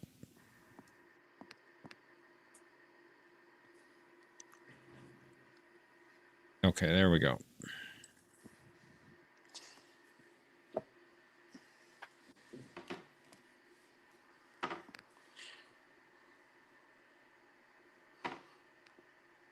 Let's find out who the winner is. Tokyo, you had 1,800 points entering final Jeopnerdy. Your response to the clue was? Mr. Lexington, that is correct. So nicely done. Nice. Indeed. Very good. And your wager. You bet it all. Doubling your score to 3,600. Good job. Cha, you had 3,400 points. Entering final Jeopardy, your response was? Was the lollipop? Well, it is a good ship, but it's not the ship that she came from. So sorry about that. Indeed. Sorry about that. What was your wager? 3,399, leaving you with 1 point. Right. Mike, you have the lead at 10,000 points. Your response was? What is, I don't know. Good game. Well, I appreciate that. Well, sure that's incorrect. And your wager? 3,000 points, taking you to 7,000 points, but that's still enough to be the champion. Hooray! I didn't remember Lexington. That was a good one. Clean sweep by Mike tonight. Woohoo!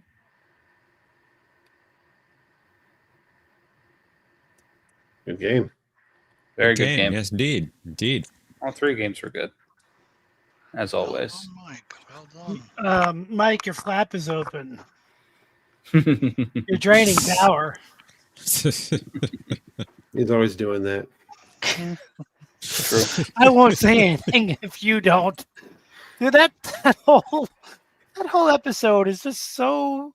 How could you not smile if you're a Star Trek fan watching that episode? Just smiles the whole way, just from beginning to end. Just everything about it. I really love. I'm signing off. I Thanks love. for having me. Thanks, Tokyo. Good seeing you, coming man. up, Tokyo. It's good to have you up. I love the models that Greg Jean did for free to make that episode. He built the Enterprise model, he built the Klingon D7 model, and he built the Space Station K7 model, motion control models for that episode for free, or maybe for scale. You know, he probably took something. I don't know if you guys knew that.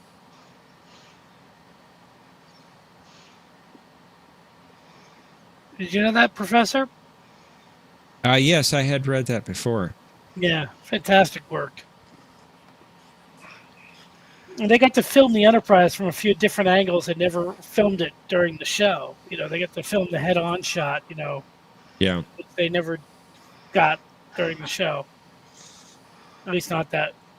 What were they talking about, John, in the chat? Yeah, I'm not entirely sure. Well, I don't know.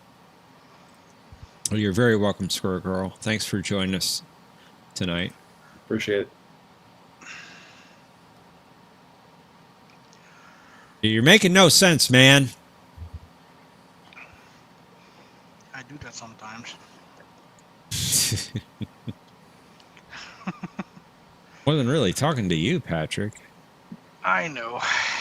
That's also why it's not making any sense. And also what's not making any sense is that I am having trouble keeping my eyes open. Oh. That's well, not As it in, is. it's time It is for very bed. late for you. Yeah, well... it Are has you like been Omni? acting up.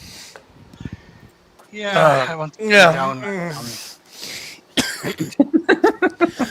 Time to regenerate. Excuse me. Yeah. Those little servos didn't do you any good. No, they didn't. They are in standby mode. Ooh, standby mode. And so look at that picture with the almanac.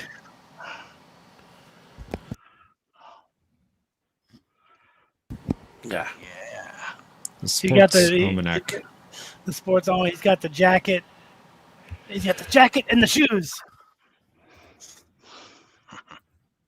Power laces, all right.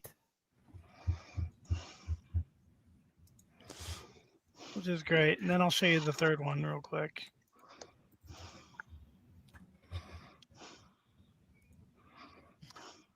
Well, there's actually much more to these pictures than just him, but he's the main feature.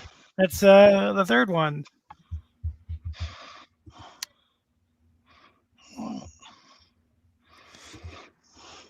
If you Very don't believe good. if you don't believe I work at Walmart, there you go.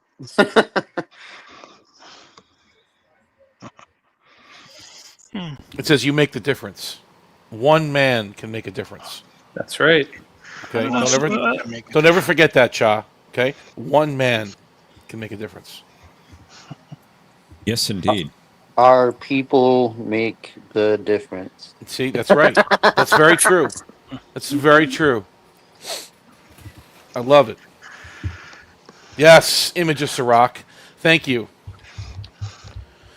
Live long and prosper.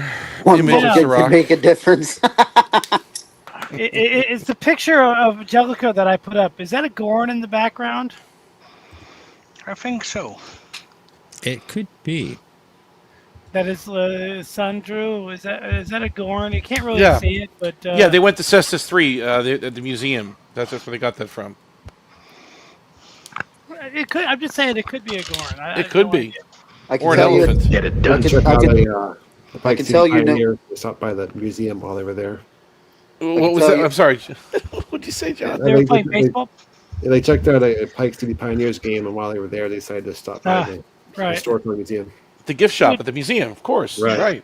That's it. Jellicoe just Pike City picks major. Pioneers. What I like about this picture is that it shows him, but it doesn't show any stars outside. It just kind of uses the room in a very. It's more moody, I think, without the stars in the background.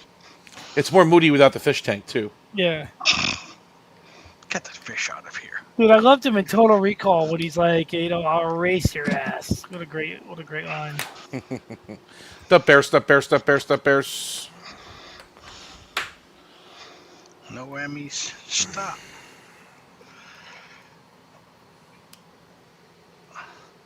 But John, thank you for the games and the awesome questions or clues.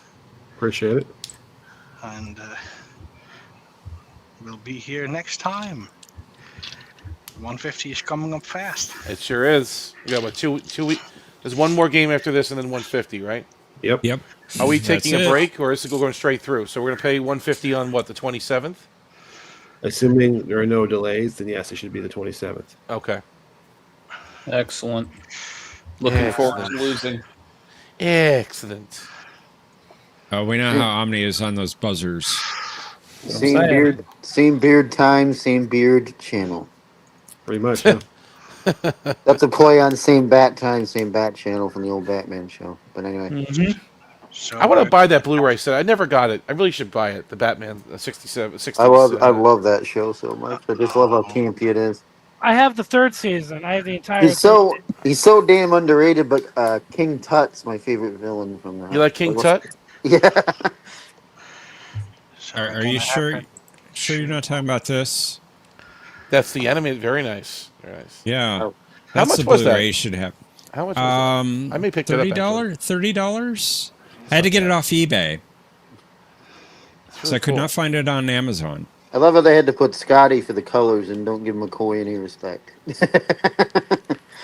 Valen's name. Yes, Robert Rose. In Valen's name.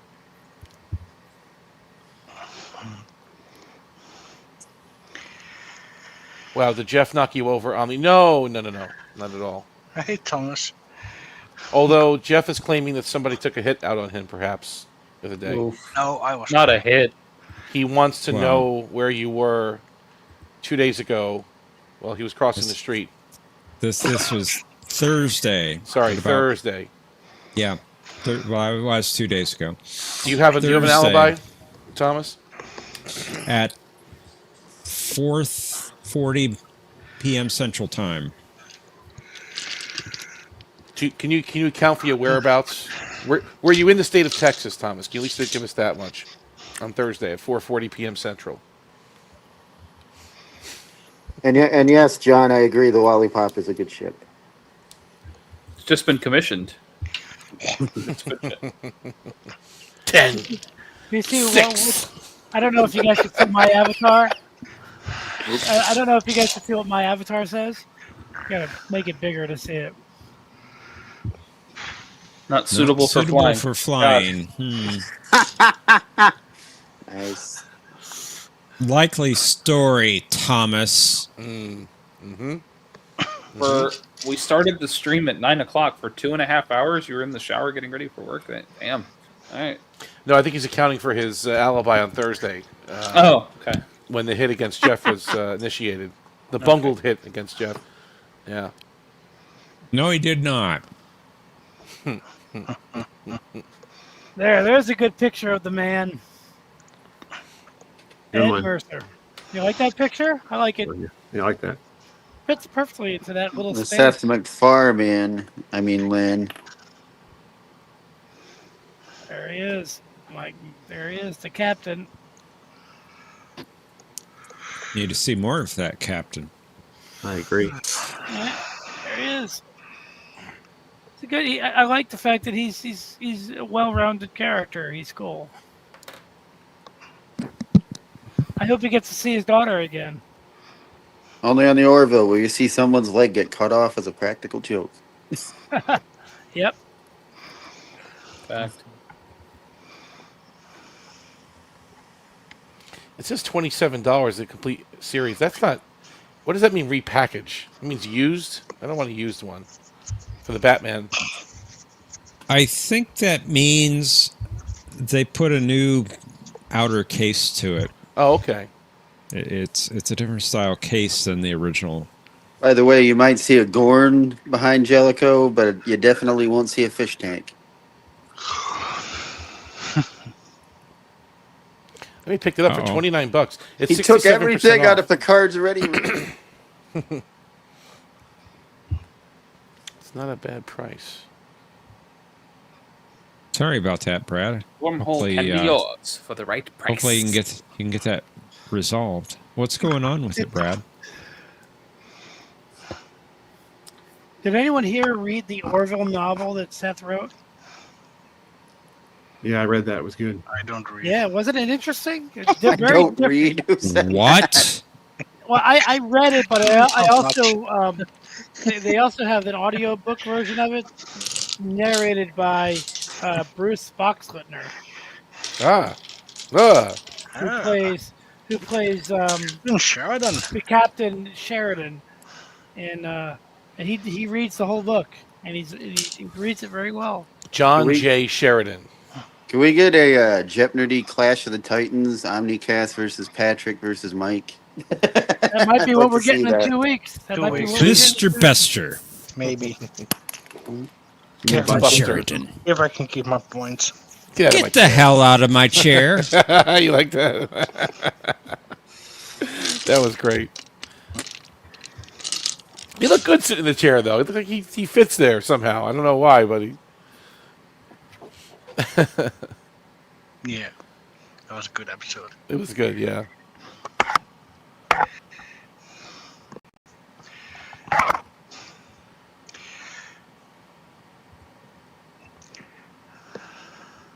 I'm Captain Catherine Janeway. Welcome to the bridge.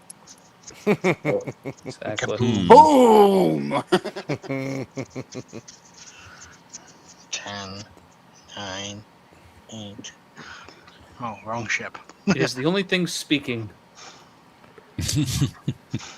Speaking? Get out of there! Get off! Get out with 1 million gigawatts. Or zigawatts, whatever the hell it was in Back to the Future. It's the same actor, people. Yeah, I know. 1.21 gigawatts. Christopher Lloyd, if that's his How name. else could Kirk time travel with Bird of Prey? Exactly. I love the robot chicken parody of that they did a Star Trek. It was a parody of the show Two Guys, a Girl in a Pizza Place. But in this one, it was two Kurt's a Con in a pizza place. James T. Kirk, Kirk Cameron, and Con Noonien Singh. And the skit ended with Khan knocking over a cup of coffee and Kirk just yelling Khan repeatedly to end the scene. They needed that to go with his chicken sandwich. And coffee. There's coffee in that nebula, damn it. Definitely. We get it. We get it. You want your cup of coffee, Janeway. Calm down. Who's ever ordered that? A chicken sandwich and coffee? I mean, a chicken sandwich and Coke, chicken sandwich and a vanilla shake, maybe. Iced tea at the very least. I mean, who would order a chicken sandwich and coffee? Chicken sandwich and an Earl Grey hot. I mean, So yeah. I mean, we're basically one step away from that now. We have Chick-fil-A with Chick-fil-A biscuits in the morning for breakfast, and you can get coffee. We're that's one an interesting step point. away from that. So you're saying it was a breakfast chicken sandwich, like a biscuit, like a chicken in a biscuit breakfast sandwich with the coffee to go with. All right, you know what? Yeah. I can see that. I don't go for that myself, but I see the appeal. People have been ordering this all over now. The little I was gonna piece of say chicken. closed on. I was gonna say closed on Sundays when Chick-fil-A got brought up. Also, chicken in a biscuit is a cracker, just so you know, but a biscuit. Chicken in a biscuit. Oh, those crackers are pretty okay. They taste like chicken stock or something. Chicken seasoning, right? Yeah. All right. I don't know. I just think it's an odd choice. Can't wait for them to start streaming cracker-based shows and movies on Nabisco Plus. I mean, it was the '60s. I mean, the only thing you need to go with that is a cigarette, right? I mean, Given the choice of chicken sandwich and coffee or odd-colored Starbursts that taste like other food items in the food cubes, I'll go with the chicken sandwich and coffee. That's the true. weird combination. True. That's like real food instead of those cube things. Yes. Cold coffee. Would they have Steve Harvey host Star Trek Feud? Never. If he does, I'll sue. Never. Go ahead, punk. Touch me and I'll sue. Why do I feel like in Star Trek Millionaire the phrase would be, "Is that your final frontier?" I should start saying that. That's a good one.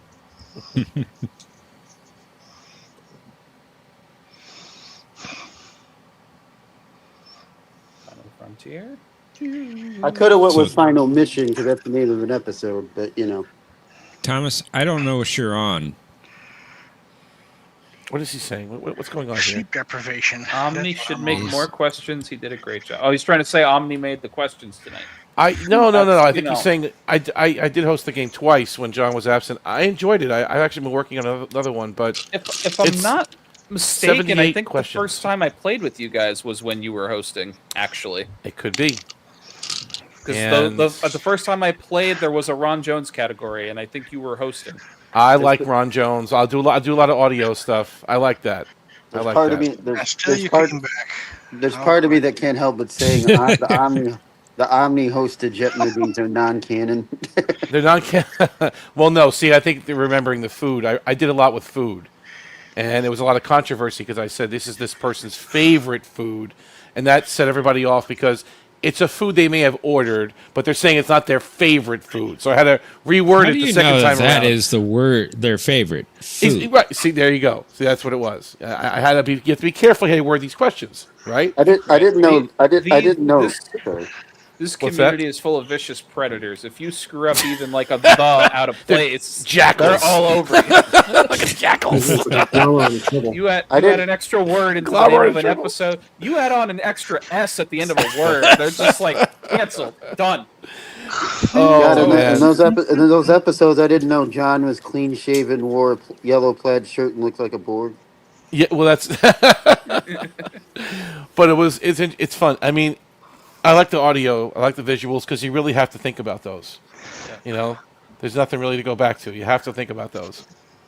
I don't remember what else was in that first game. I just remember there was a Ron Jones category, and I was like, oh, this was tailor-made for me. I think it was identify the episode, right? It was. Yeah, it was identify the episode, and I remember. I think the first one I picked was 600, and I knew it less than a second in because it was the Defector. It was Defector, and I didn't want to choose hard ones either. I wanted to make it easy because the music stuff's not easy for everybody. High ground. I couldn't remember.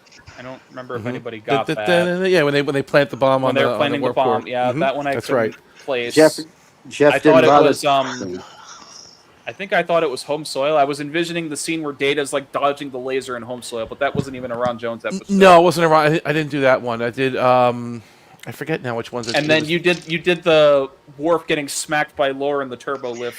Oh, of course, I had to. But that tied back to an earlier joke because Patrick. All right, so Patrick, this is before you joined us, probably. Right. The question John had put in Jeopardy was, what was it? Show me your warrior fierceness or something, and then Patrick answered Spot.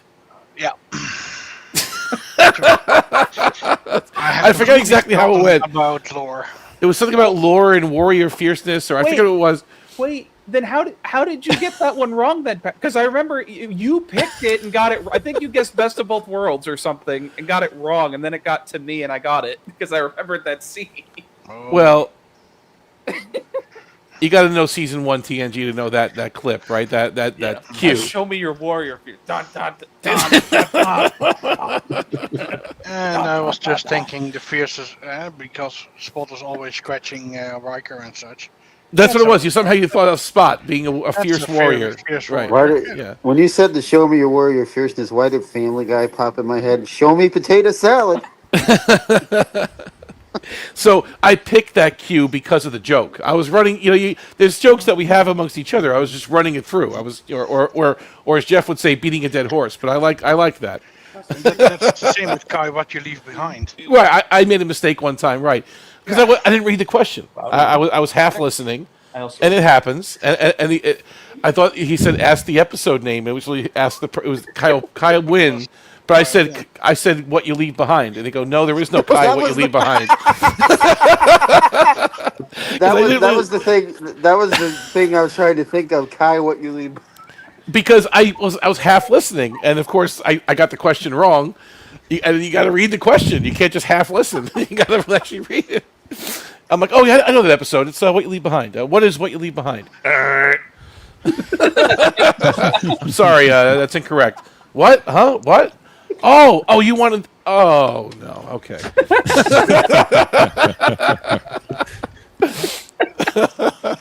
It still happens. It does.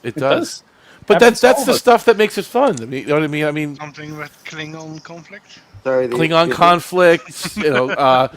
Maj Jabin, for example. I mean, we can right. We can go on and on and on. Right. I mean, it's You have made an enemy today.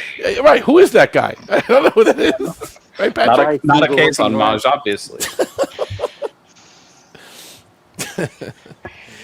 John accepts all of Omni. John does accept my answers when they're correct.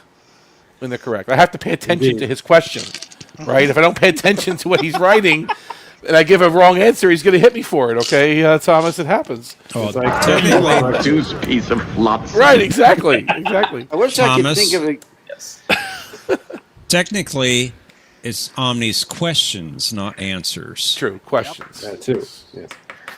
I wish I could remember some of them, but I know John's turned Jeopnerdy moments into categories before. It has happened, yes.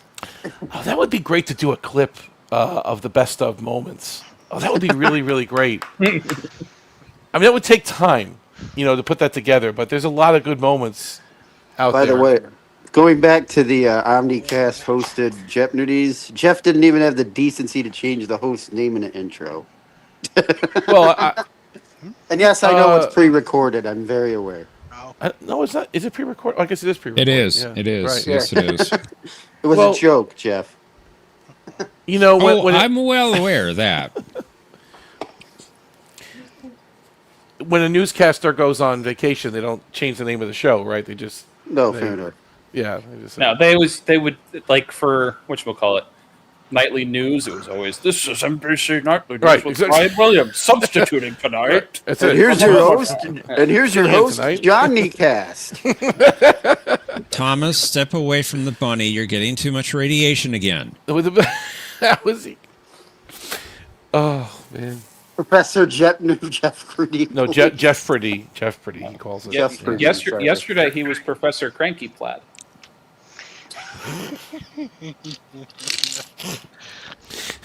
Cranky Plaid. Cranky what was it? Cranky Plaid. I still don't know Cranky what you're on about. What you're on about? I don't know either. I'm just here. I'm just here making substandard game show content. No, it's not substandard. Oh, come Jeff, on. Jeff. You do very well, Mike. Jeff. Yeah. You do a great job. In the studio chat, I put a link to a picture of a new advertisement for the new Back to the Future re-release. The DeLorean, and if you get a moving shot of this, actually hovers up and down, but I just took a snapshot of it. It's a billboard. I don't know where it is. It's pretty cool. Oh wow, that's pretty neat. Because they're That is pretty cool. They're re-releasing the film in October. Of course, I just bought it during Prime Day, so that's great. But it's New one it's coming cool out. No, I don't know. Make a I return. don't care. I don't know if John's ever done it, but I feel like you could do a category of actors that appeared in both the Batman 60 show and TOS. But real quickly, the DeLorean in that picture actually takes off and hovers. The wheels go up and it hovers. I didn't get that shot in the shot, but the DeLorean actually will take off and hover. There's like a little thing that holds it down. But No, it's clever. It's got the time circuits there too. It's nice. Yeah. It did a good job on that one. Yeah. Very cool. I have to get a picture of it Very flying. nice. Let me see if I can get a picture of it flying. Hold on. Mm-hmm. Yeah, I got it. Hold on. Let me just put it in the. So what is it now? Is it back to theaters or is it a new 4K Back to release theater. or? Back to Oh, the theater. okay. All right. Well, that's good. I'll go see that 100%. Can I bring Kit to the theater? Is that allowed or That'd be no? cool. That'd be Okay. That would be cool. All right. I can't decide whether that would be either Hofful or Hoffsome.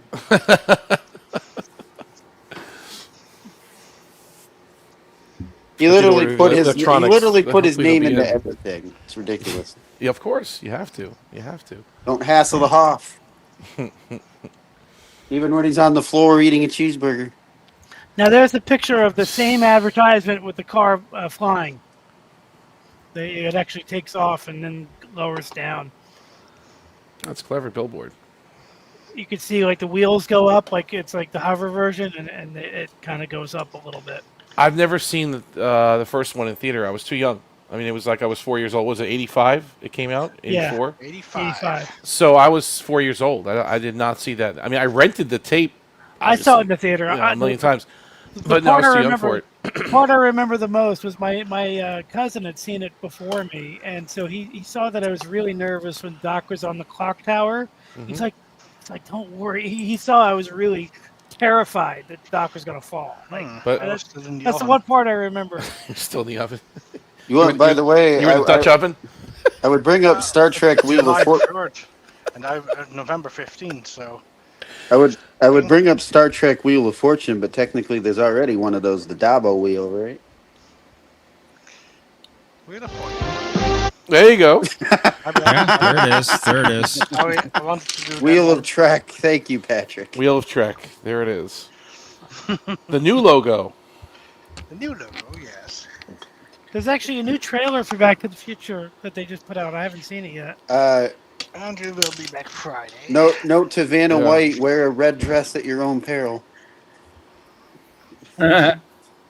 Understood. Especially if Kirk's on the show. Yep. James T. Kirk, to be clear. James Tiberius. William Shatner. Now, are they releasing all three movies or just the first one? I think it's just the first one. Okay. William Shatner was in Family Guy, but he wasn't voiced by William Shatner. I I think haven't he was seen voiced by anything on Seth this. MacFarlane.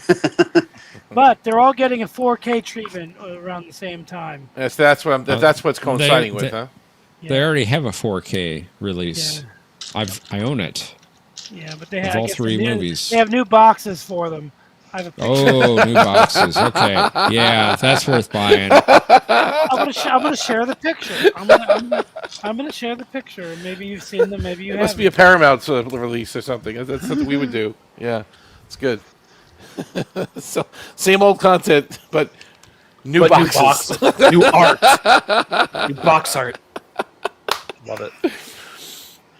What are those steel cases? Are those still around anymore? Steel books, whatever they're called. I mean, are those still a thing? Are they collectible? Yeah. Okay. They have them. Okay. For some things. Mm-hmm. I literally just bought the Back to the Future set, and I don't think I got the 4K one. Oh, you didn't? No, the new I bought boxes. the regular Give one us the because new I wanted to boxes. play it together here. I didn't want to. If I got the 4K one, I couldn't play it on my player here for us. Here are the new boxes. What do you think? I can. Well, you can. I have to get moving on that. What do you think of these boxes, Professor? We can't see anything, Mercer. At least I can't. I just put it in the. I put it. Oh, in they're the, low res. That's a low res image. Yeah, it is because that's the only image I could find. But it's you see the basic idea. Yeah, I don't think that's worth sharing. Actually. Okay, well, I'm sorry, dude. Jeff only operates in 4K. Clearly. Yeah, that's not even worth sharing. Yeah, it's just a low res image. It's very. It's not worth sharing, like Strange New Worlds. Oh, but that's in high definition. Jeff can't even optimized look at the view screen for of your, the original for your, Enterprise. Optimized. It's substandard. 4K Dolby Vision. I'm sure the boxes look nice. It's just the picture of the boxes looks horrible. That's Mercer's he's using fault. He's using an Android. Just be patient with Mercer. He's gonna right.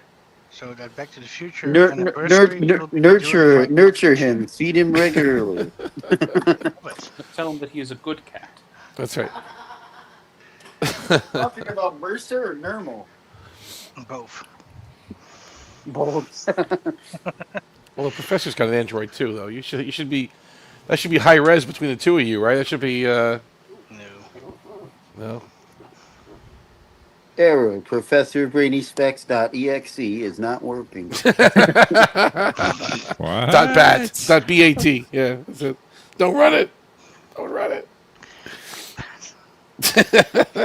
You need to change your auto execute.bat. Auto exec? Yeah. Oh yeah. Error. Paramount Plus subscription for OmniCast expired. What? Oh no, mine's on auto renew, baby. Never expires. Buffer underrun. Yeah, that too.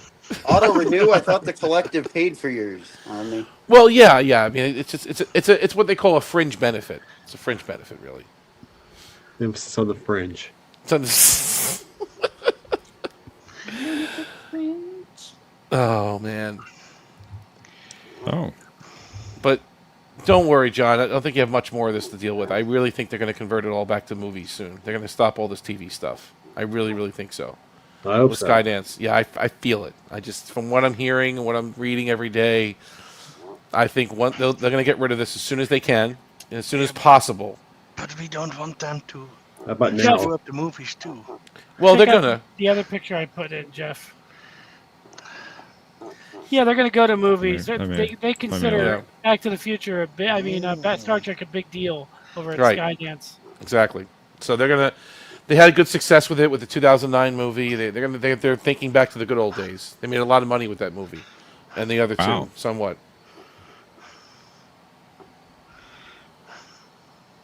That's just my prediction. I don't have any sources necessarily, but I'm just. I just realized out there. I just realized. Oh wow. What it's all? What is this? This is like a gift set. Yeah, that's a gift set that they're offering with the 4K. So you get the license plate, the poster. And you get do you more get the almanac too? Do you get the almanac? I think it's with the sequels. Hold on, let me check. Oh, the letter. You got the letter that the Wells Fargo letter. Yeah. Whatever they were. Oh, that's pretty cool. Oh, Biff dollar. That's great. That is nice. You get all the little knickknacks to go with it. That's perfect. And the flux capacitor. It's fluxing. It's fluxing. I still Save don't the think clock I'd tower. Yeah. buy it, but that's very nice. I mean, It's a great collector's item. I mean, if you... Yeah, I don't think I'd want to collect that, but... Yeah. Unless I had a lot of money. There's more. If you click on, like, I just showed you the picture, but if you were on the website and you click on the images, you can get better images of the sequels that are below it.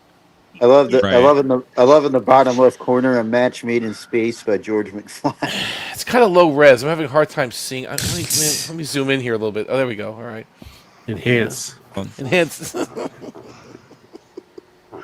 Optimize. Optimize. That's right. Optimize my video experience. You're right. Let me do that. Yeah.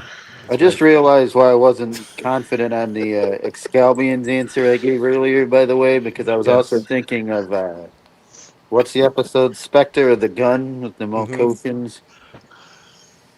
But I was confusing the two. Were they rock creatures too? I forgot. Were they rock people? Not exactly.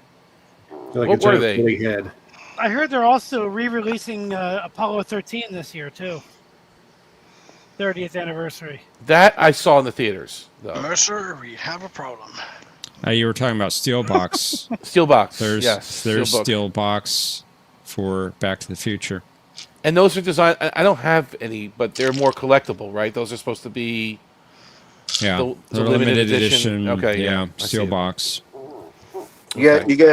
You guys know what a surgeon's favorite movie is called, right? Back to the Suture. Lol. That's great. You got to practice medicine with your head and your heart and your hands. Now let's get going. Okay, Pulaski. I knew you'd get it. I knew that. I just had a feeling.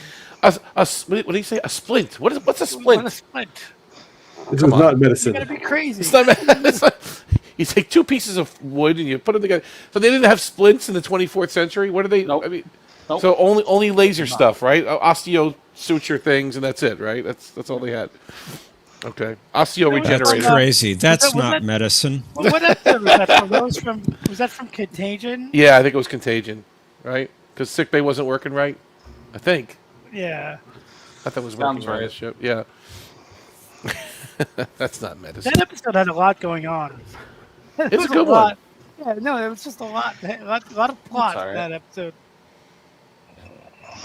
I like the whole. I hope that's not a stutter when he's talking about the panels to touch. Blue, blue, blue. I hope that's not a stutter. I think the self-destruct mechanism was just like launching something, but keeping the door shut. I think that's all it was, right? Yeah, It that worked. was true. They launched a probe, so the blue sphere, but without opening the launch bay doors. Yeah. And then kaboom. Varley, huh? That was Captain Where's Picard's the best override? buddy, The Mr. override. Varley. I know exactly what you're talking about, Planet X. The way X-wing. Oh wow, that was that the Star Wars game. The Yeah. I remember that too. The good old days, right? For me, it was getting the sound card to work in Star Trek Next Generation of Final Unity. Oh, well, which sound card did you have that was not working right? Well, Sound Blaster 16, of course. Back Oh, that's then, pretty but- compatible. Yeah. I know, but not if you have all the other crap in the computer that I had back then. Oh, the wrong channel. You're on the wrong IRQ IRQ, right? Sure, it wasn't plug and play back then. DMA channel. DMA and the IRQ. Yeah, that's funny. You know, if you guys can handle that, though, we went through a lot back then with these auto exec bats and config sys's and, like you said, IRQs.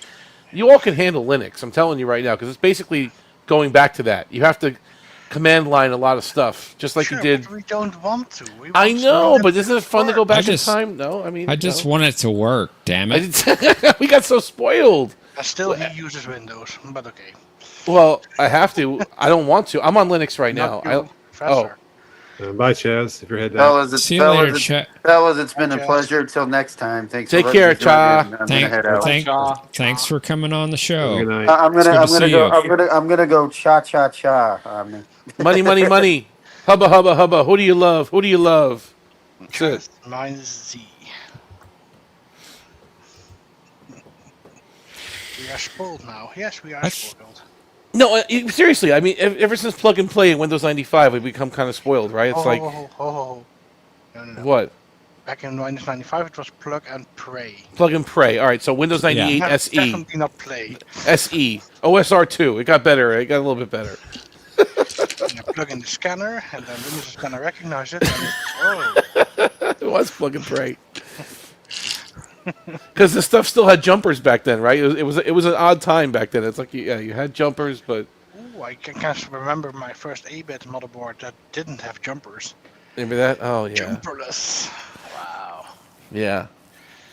But Jeff, there's a lot of retro talk about this. The old Atari 8-bits now. It's funny. They're getting like a little resurgence in the retro community. I watch a lot of their Atari videos. 400 machine. Mm-hmm. That plays all the old 8-bit software for Atari. It's amazing. It's like it was a really quality thing back then, and I think it was underrated. The Atari 8-bit stuff. Well, it came out in '79. Yep. It was ahead of its time, really, and it was competing with the Commodore 64 several years later. Which is later, right? Because that's in '79 you had the Commodore PET. Yeah. The VIC wasn't even around back in '79, right? And then I think that came out like in '80 or '81. The VIC 20, and then he went to the VIC 20, the 64, which kind of competed with the Atari. But there's a lot. It's a resurgence. It's funny how things kind of come and go and become popular again, and you saw what happened with that guy Perry Fractic who bought Commodore. He's got a big channel out there, Retro Recipes, and he Still can't believe he was only at an hour's drive away from me. Oh, didn't they sign the papers in where were they? They were in. Were they in Amsterdam? No. No, it wasn't. It was a place in. Crap, where was it called? Roosendaal. Roosendaal. Okay. And they actually bought Commodore. It's amazing. So they're going to be bringing that brand back somehow for retro stuff. Yeah, they're trying to get on the same wave as the Atari stuff that's out now. Yep. They got the 2600 plus, the 7800 plus. They got the 400. But it's all emulation, though. Are you okay with that? It plays cartridges and such, but it's pretty much an emulator in there, right? Yeah, it is. It is an emulator, but they're getting really good at getting everything to work on it now. No, that's true. That is. The emulation's come a long way since the old days. You're 100% right about that. It's definitely gotten a lot better. Almost everything will play on the latest BIOS firmware. And they're re-releasing the cartridges too. You've noticed that, right? With that 2600 plus you're talking about. Yeah. And with the booklets and the actual boxes, that's just wild. Isn't that? Who would have thought? These are the early '80s, and they're coming back now. It's like, 45 years later. 45 years. It's so cool. I haven't really invested in any of that because I have the Mister system, so all the Mister happened before and will happen again.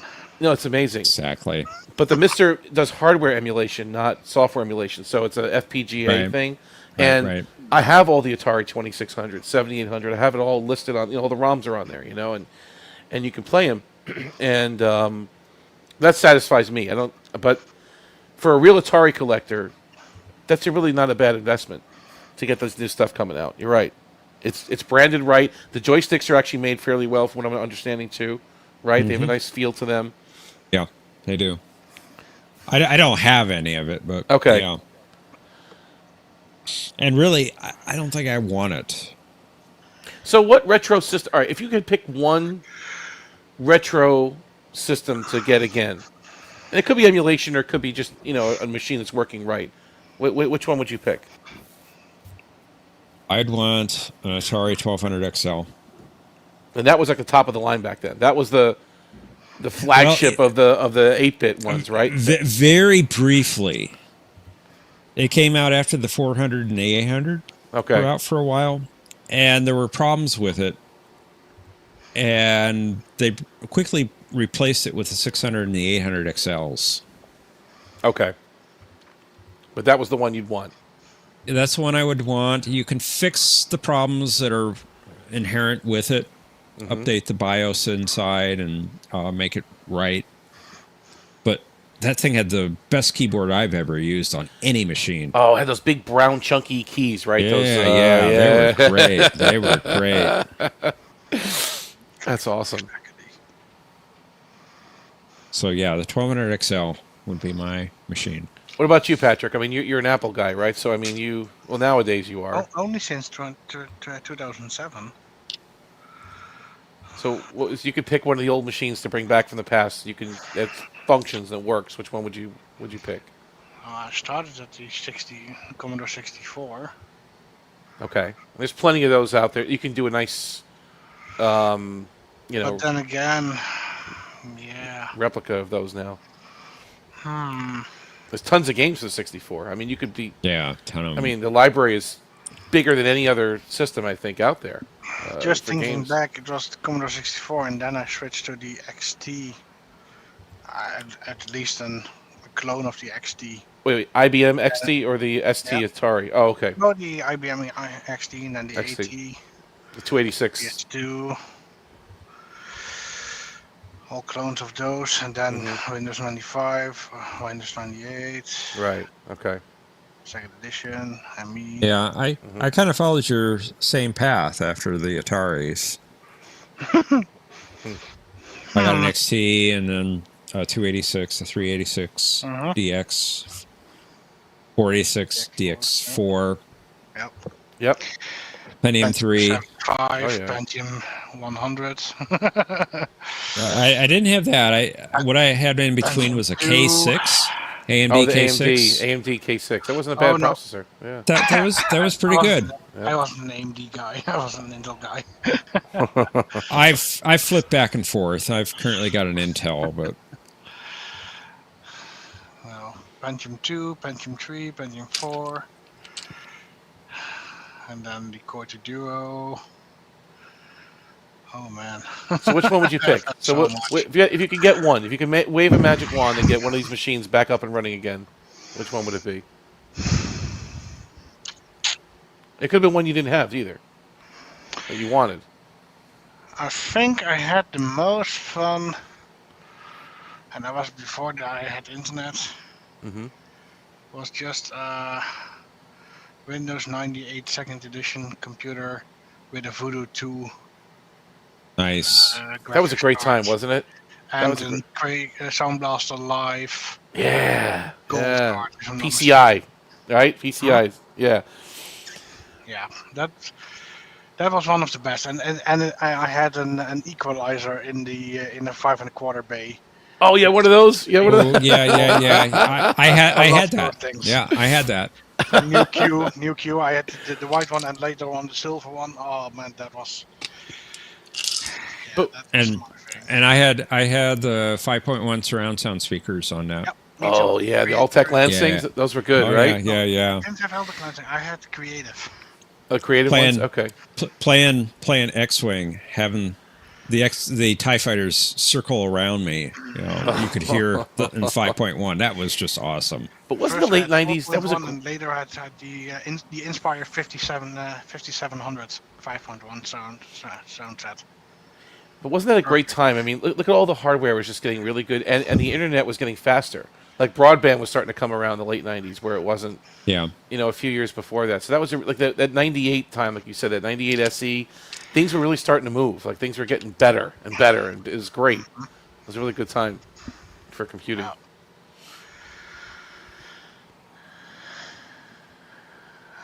Microsoft Sidewinder 2 joystick. Oh yeah. Trustmaster Remember gaming wheel. Planet X said Sound Blaster 16. We had AW32. Oh, the AW32 was a good one too. That was a really good one. I've also had. Yeah. So much Sound Blasters. Planet X agrees we are spoiled now. He wrote that a few minutes ago, and he goes, "I want a PS5 already. I wonder if the new Voyager game is going to be good." The PS5s are available now, Aravic. They're not so like black market anymore. You can pretty much walk in and buy one now. I know they had a supply problem initially, but you can get them. You can definitely get them. And the PS5 Pro is pretty good too. But I'm waiting for the PS6 because it's, Grand Theft Auto. I think that's what it's going to be really designed for. What about you, Johnny? I'm sorry. They just came out not too long ago. Well, but it's already due because they came out 17, 18? When did they come out? PS5? Yeah. No. 20? No, they just came out recently, like last year, I think. No, the PS5 Pro you're talking about. Is it? Yeah, The PS5's been around since at least 2020, hasn't it? 18? Let me Google that for you. I don't know when but they were hard to get. They were almost impossible to get. November 12, 2020. 2020. PS5. Okay. I thought they were more recent than that. Pro, however, it's November 7, 2024. Okay, that's what I'm thinking of. The Pro. You think of the Pro, yeah. Okay. Which has got enhanced graphics a bit, some other enhanced goodies in there, but that is what I'm thinking of. Still basically a PS5, and it comes with a better controller and some other things. It's just like the slim ones that they always introduced a couple of years later, but this one a little bit of bumped graphics performance. But I love Grand Theft Auto. Like that to me is what that in PlayStation's like peanut butter and jelly, right? That's the reason I'm on Sony's, because I just love that Grand Theft Auto franchise, and I always played better on Sony historically. I know the Xbox stuff is pretty good nowadays. I'm not knocking it, but so I always had PS2, PS3, PS4, PS5. But this new GTA 6 is coming out. It's going to be a massive game. I think it's going to stretch the PS5 to the limit. I think when the PS6 comes out, that's when it's really going to, So when is that supposed to arrive? I don't know. They're talking about it. I think they said 2027. They're already talking about it. Like it's coming. It's going to have to. For this new generation of games that's coming, it's going to have to. Not that the PS5 is a bad machine at all. It's a powerhouse, but they're going to push this thing to the limit. And I guarantee you GTA 6 is going to cost $99. I guarantee it. Okay? It may go on sale for $89.99 or $79.99, but I guarantee it's going to be a $100 game when it comes out. It's going to be huge. It's taken years to produce this game. It's...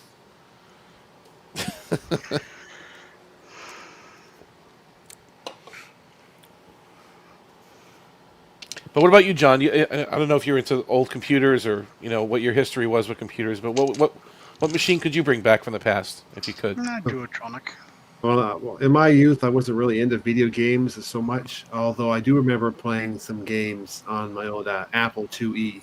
Oh yeah, like an Oregon Trail in Carmen, San Diego. Did you have them in school? I had those in my school, like when I was growing up. Too, yeah. Did you play Load Runner, John? Roadrunner? Load Runner. Load Runner, he's saying. Load. LODE. It's one of the first the level editor. They made it for the Apple II and for the C64. You can create your own levels with it. Apple II is a hell of a machine. I mean, that machine they made it from the late 70s all the way into the 90s. Yeah. It broke into the educational market and it just stuck there. And it was just such a versatile machine. You could do so much with that thing. Solid, rock solid construction. They were great. I mean, Apple, you have to respect the Apple II. Even if you're not an Apple person, you have to respect those machines. There's no way around it. GS was nice too. Oh, the GS was great. The graphics and sound. Mm-hmm. I love that one. The color screen, and you had the kind of Mac-like interface almost on the right. What was it, GSOS? I think they called it back then, or whatever it was. Oh man, that was great. Good times. They had a soundboard too. It had InSonic sound built in. What about you, Mercer? What's your favorite old computer or video game? It's not my favorite, but I had a IBM PC Junior Oh, yeah, that's a great. Kind of like a. Oh yeah. It just didn't really work. I had like Jumpman for it and a few other games.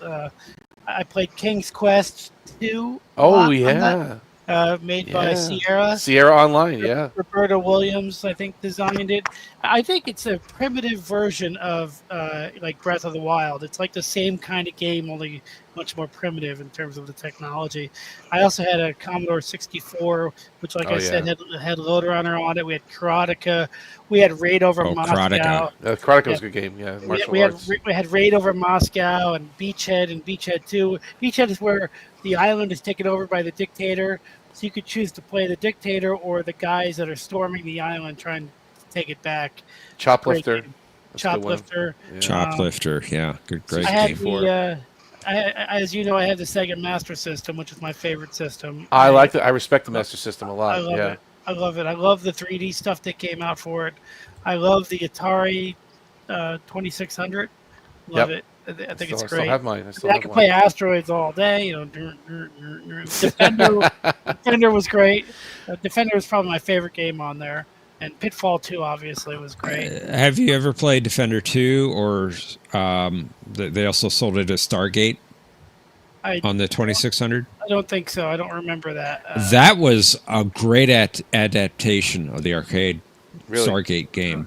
Yeah, I have to check that out. out. One of the best conversions they did for the 2600. I think I have it for this, like on the Atari Flashback for the Switch. So I think I have seen it. But yeah, it's very good. It's a lot closer to the arcade game than the Atari Defender game was. But I love the Defender. Atari.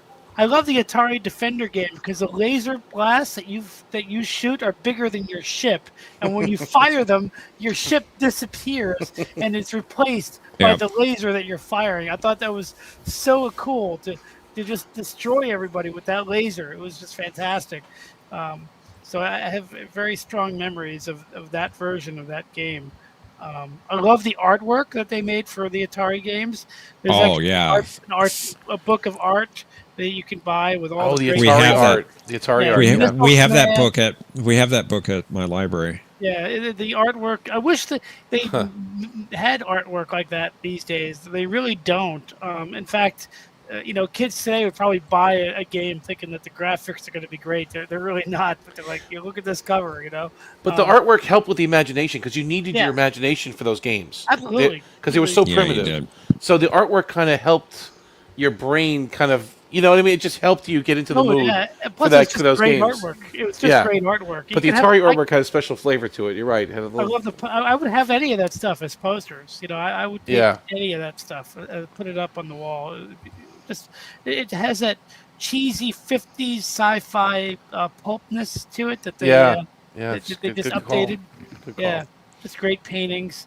But the IBM PC Junior. That's the one, huh? Okay. Which I had. My dad bought. And, people had them, loved them. We had a BASIC. We had BASIC, I think, for it. Was that a language? Yeah. Well, it was like when you booted the PC Junior, it didn't have like a menu system. You can go into, like it had a built-in menu where you can choose where you want to go. You go to DOS, go to Windows, go to BASIC. We had a DOS boot up. It booted up with DOS, and that way we could run stuff. I remember when I was in college. The computer labs, my first year in college was 92. When you go into a computer lab, all the computers are like, the screen is black and you have either green or orange text. Those kind of interfaces, right? Yeah. By the time I left college, all the screens looked like modern computers. Now they didn't have Google, but they had search engines. They had like Excite or Yahoo or remember Excite? Netscape. That's funny. Yeah. They had Netscape. But they were all similar. Lycos, remember that one? Lycos, yeah. Lycos, yeah. With the dog, right? And in order to get to a website, Ask Jeeves. You had to type in. That was a scam. You had to type in the entire HTML name. You had to type in the entire name to get to a website. You had to go HTTPS. No S. No S. Nothing was secure back then, right? It was no S back then. But just my point is that during the 4 years of college, computers completely changed Like They did, I yeah. took a computer class my first year of college, and the guy's talking about binary numbers and ones and zeros. By the time I left, the kids were going on the internet and doing stuff. It wasn't quite as fast, but it looked similar to today, just a little bit slower. It looked very similar. You had all kinds of message boards. I remember going on Trek BBS for many years in the 90s, and I got kicked out, like 2005 or I guess or something like that. But BBSs, they were fun. The Trek BBS is still going. I don't know if Mhm. you guys knew that. No, I didn't. Yeah, the Trek BBS is still going, I think. So Aravik says, I don't play many games anymore. I just want to use my PS4 for streaming mostly, but I want to try the Voyager game. Listen, if you get a PS5, it's a great investment because not only is it a very smooth system, you can stream everything on there. All your apps can be on there. If you get the disc version, it plays 4K Blu-rays. So that's so, and you can play the game. So it does a lot of things just for, for being what it is. It's not a bad investment if you get the disc version. And GTA sounds like it's going to be fun. What city is it going to be in? GTA 6 is going to be in Vice City. And it's going to be huge. Like, it's basically the state of Florida, essentially. It's not just a city. The map is going to be humongous. But Mike, what about you? What about your old computers? Real quick, the Master System had a great port of Choplifter, by the way. Oh, yeah. So I grew up with Windows 98 and Windows ME. Okay. And so the games I always played growing up were like the Windows Space Cadet Pinball. Yes. And the built-in one? The one that was... I remember that, yeah. Yeah. So I spent a lot of time playing that, and then the computer we had, I don't know if all Windows... I think, was it ME that was the 2001 Windows ME? Well, ME, but they also had Windows 2000 out at the same time. Okay, Windows 2000 we didn't have. We had a 98, and then we got an ME. That was for business. It was based. True. So we had an ME, and we had the Wild Tangent game pack that came on it. So it had a game called Space Rocks, which was you're in a little ship sitting there blasting the asteroids, which was really cool. But you advance through the game, and the last level was, they didn't disguise it. It was basically unbeatable. You had no chance. Even if you got all the way there without losing any lives, it was unbeatable. They had one called Pigpen, which was Pac-Man, but it was barnyard animals. So you were the pig, and instead of the ghosts, it was a horse, a mother chicken and her baby chicks, and then a sheep, and the sheep would spawn baby sheep that would also roam independently. And Was it like a sim game? Was it like a farm simulator? Or what? No, it was like Pac-Man. Oh, Pac-Man, okay. It was Pac-Man, but you were barnyard animals. So you were the pig eating all the corn. Oh, okay, I got you. You were the pig eating all the corn, and every time you took a bite, you'd hear it go... So as it's walking, eating all the corn, you just hear continuous snorting. It was really funny. That's great. And then, instead of Blinky, Pinky, Inky, and Clyde, it was a horse. It was a mother chick and her, 7 or 8 baby chicks all following behind her. So it was one long line, so it was really easy to run into them and die. And then there was a sheep that started out as one sheep that moved really slow, but as the round went on, it would spawn baby sheep, up to 4 baby sheep that all roamed independently too. So that was fun. There was I forget what it was called. It was a version of Tetris, but it wasn't Tetris. There was Blaster Ball, which was you're controlling a little platform, and Was the ball it columns instead of Tetris? Columns? I think it was called I think it was called Gem Master or something. It would throw down 3 different colored gems that were stacked on top of each other. Yeah, that's what columns is. It must have a different name, but that's. And then you had to get 3 of the same color in a row to knock them out. And if you filled up the column before, if your column filled up, you lost. Like Dr. Mario. Yeah, exactly.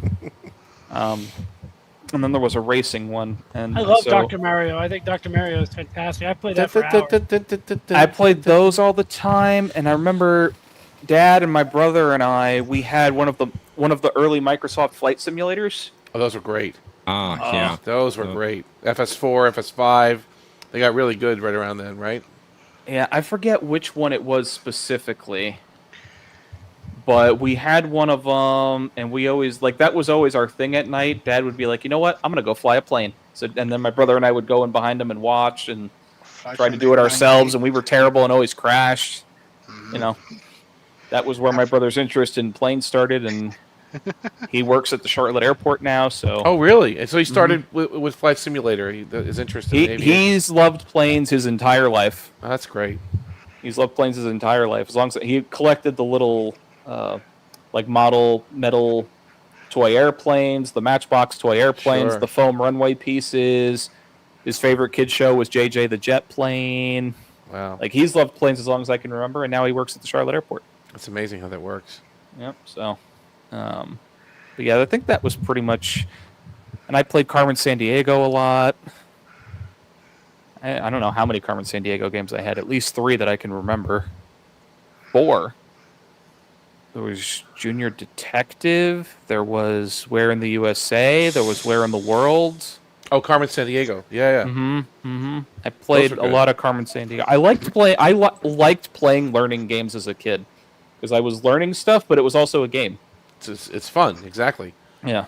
That was a great game for the Apple II, the Carmen Sandiego one. That was a really good one. Oh, yeah.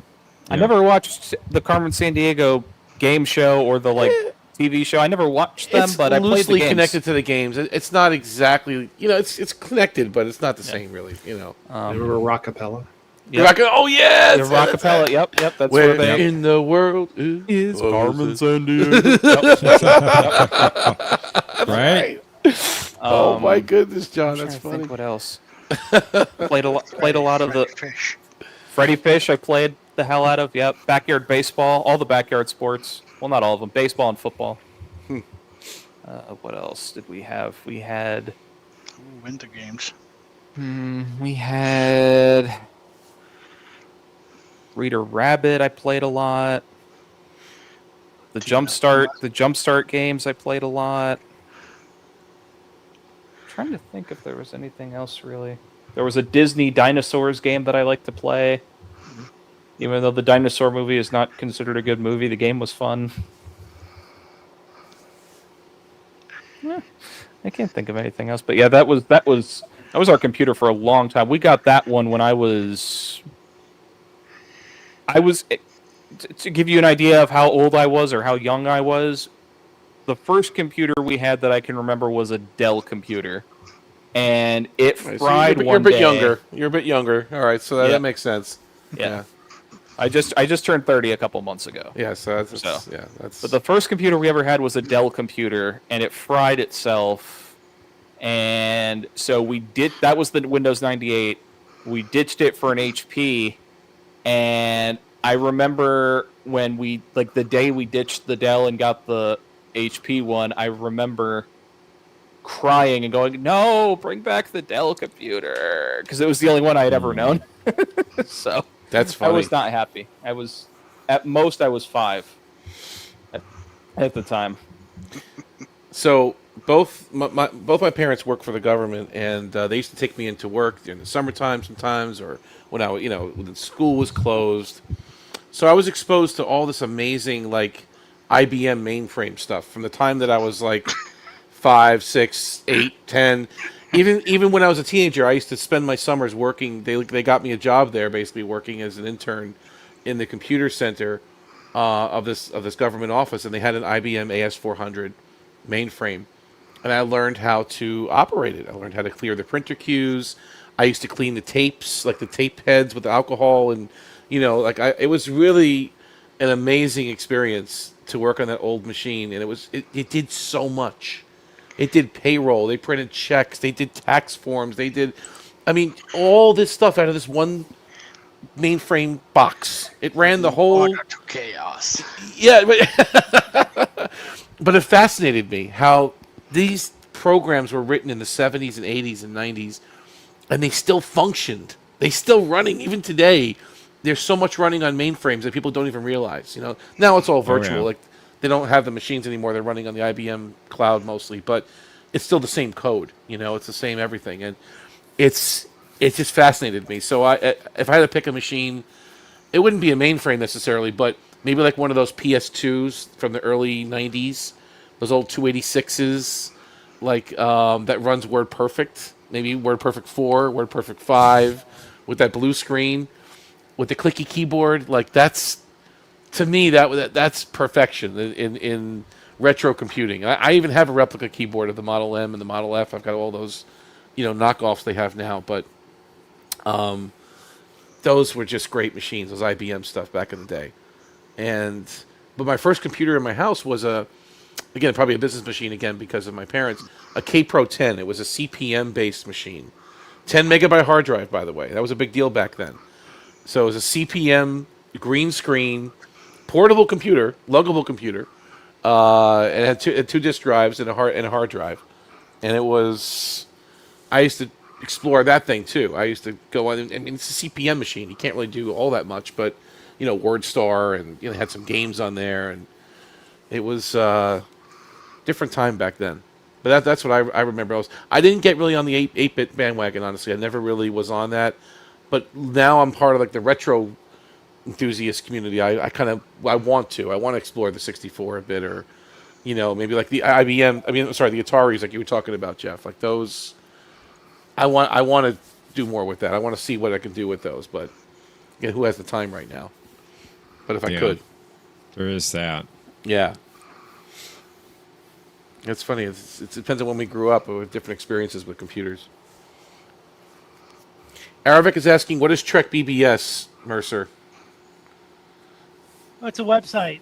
I think it's still up.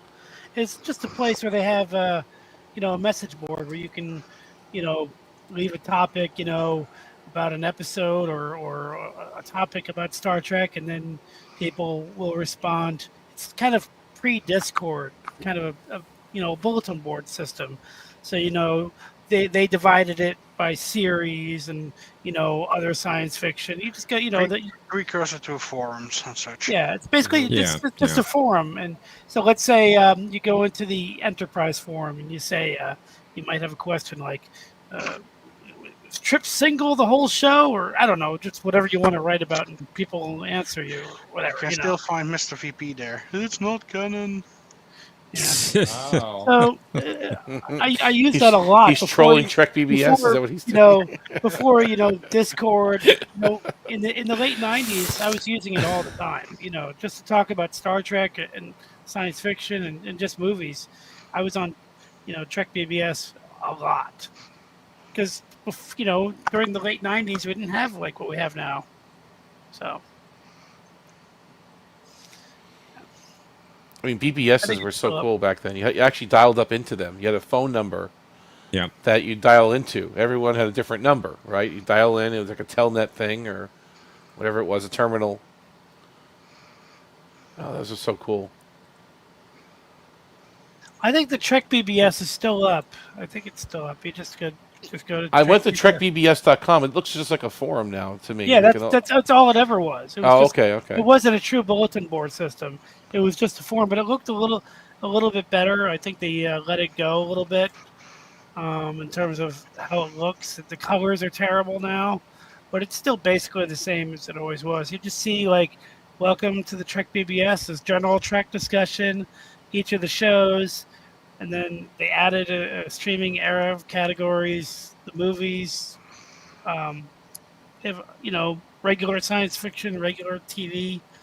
It's basically the same, but they just added a few categories.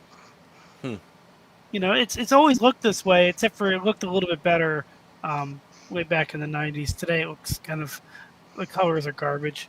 Oh, they have a Strange New Worlds category. That's good. Speaking of garbage. Yeah, people. Precisely. Talking about 4.5 Vulcans here. Let's see. Okay. Oh. All right. It's a pretty active community. Yeah.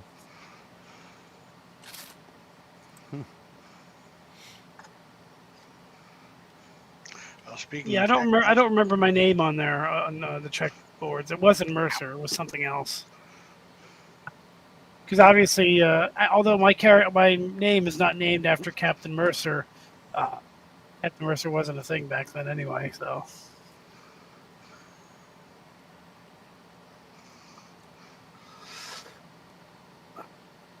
Might have to crash soon. I'm getting tired, but this is a lot of fun. Indeed. Yeah, it's bedtime. For me, at least. I've had a an hour migraine all ago. day. I've had a Oh, I'm migraine all day. sorry. Sorry to hear that, Mercer. I had one yesterday. They do suck. It's right in the middle of my forehead, and nobody understands how painful that can be. Oh, But you guys trust me, do. I get it.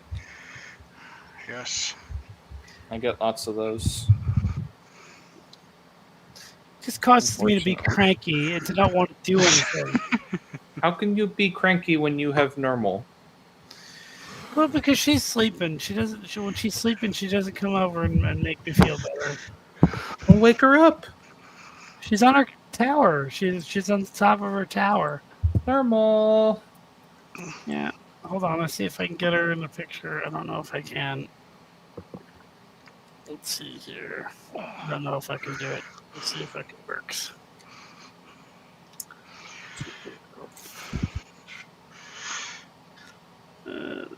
Oh, she's way up there. See, she's way at the top. Normal. She's on top of the world. She's way at the top. Huh? Yeah. She's They way like at the those- top. She's sound asleep. So As I should be.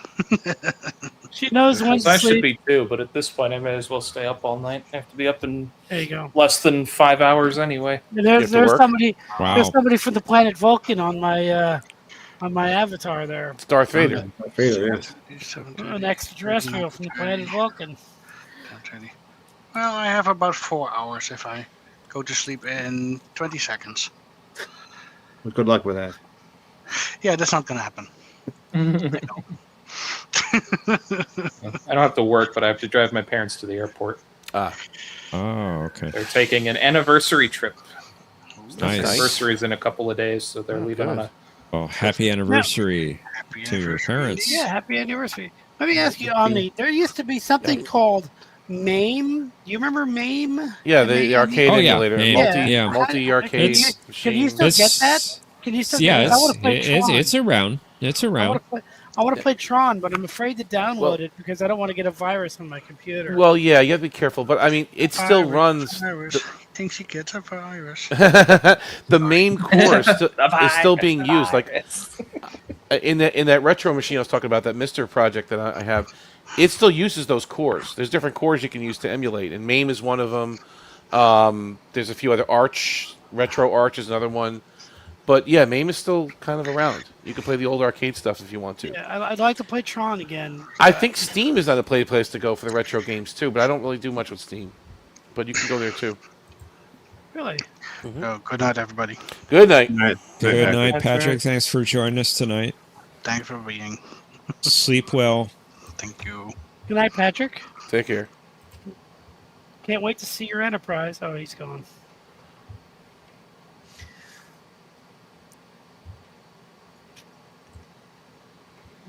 Wow, got quiet.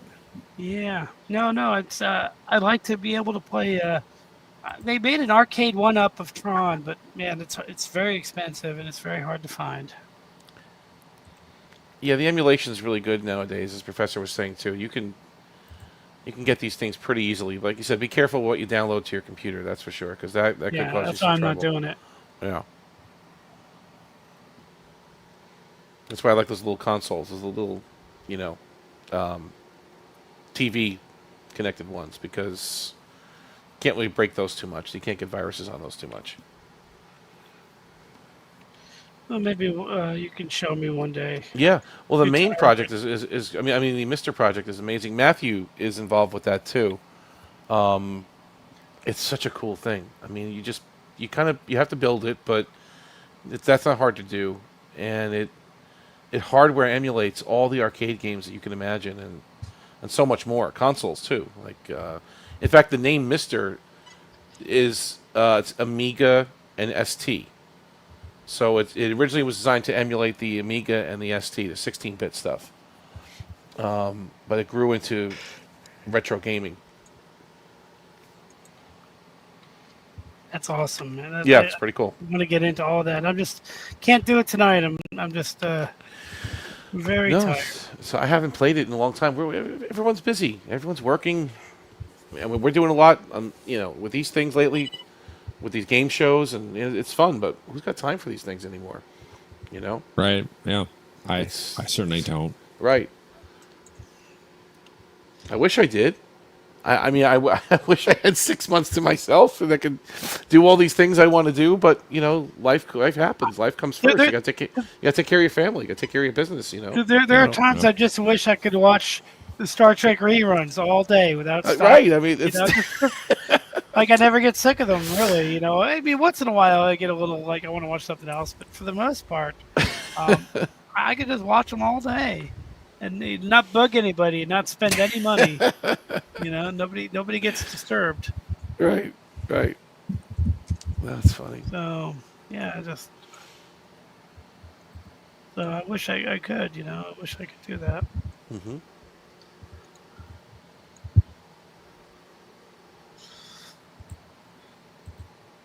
So I'm gonna check Steam to see if they have any retro games right now. Steam is interesting, and they have the Steam Deck you can buy too. It's like a portable, like a Switch, basically. Like a Switch thing. thing. Like a Switch thing, exactly. So that's more reputable, I think. If you don't want to catch any bugs, that's probably the way to go. I'm not really on it, but I'm exposed to it. It's pretty good.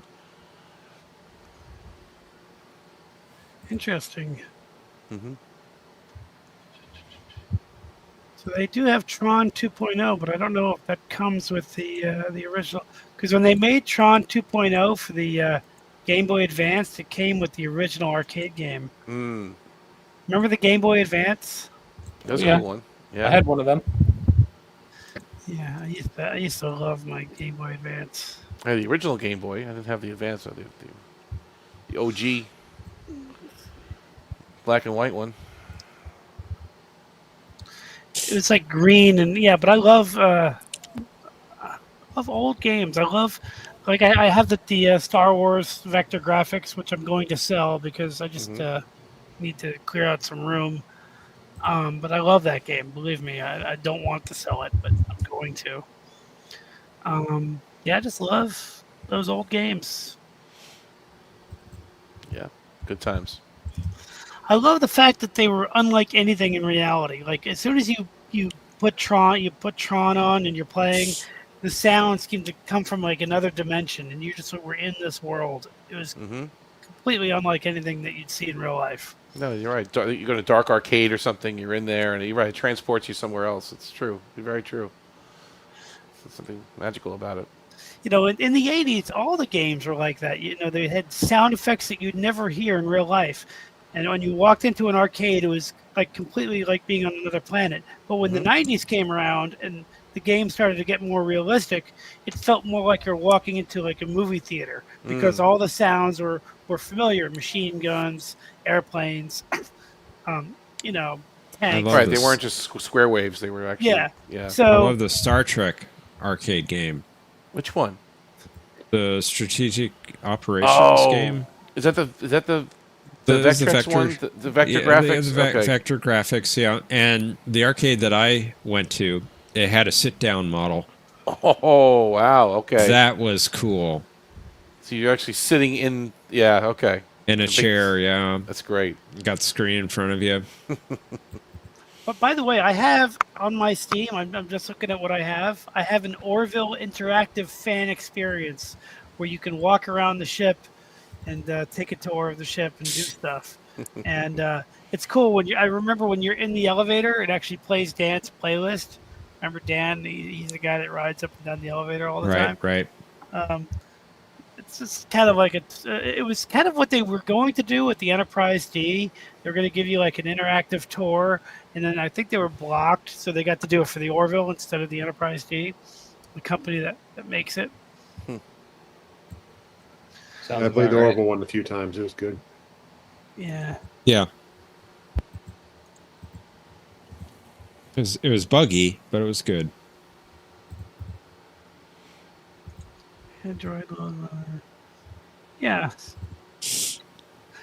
But I'm going to probably head out, guys. Thank you for everything. Man, I think Kristen is going to love the question you wrote. That's great. Yeah. She's not awake right now, I don't think. But she'll probably see it tomorrow.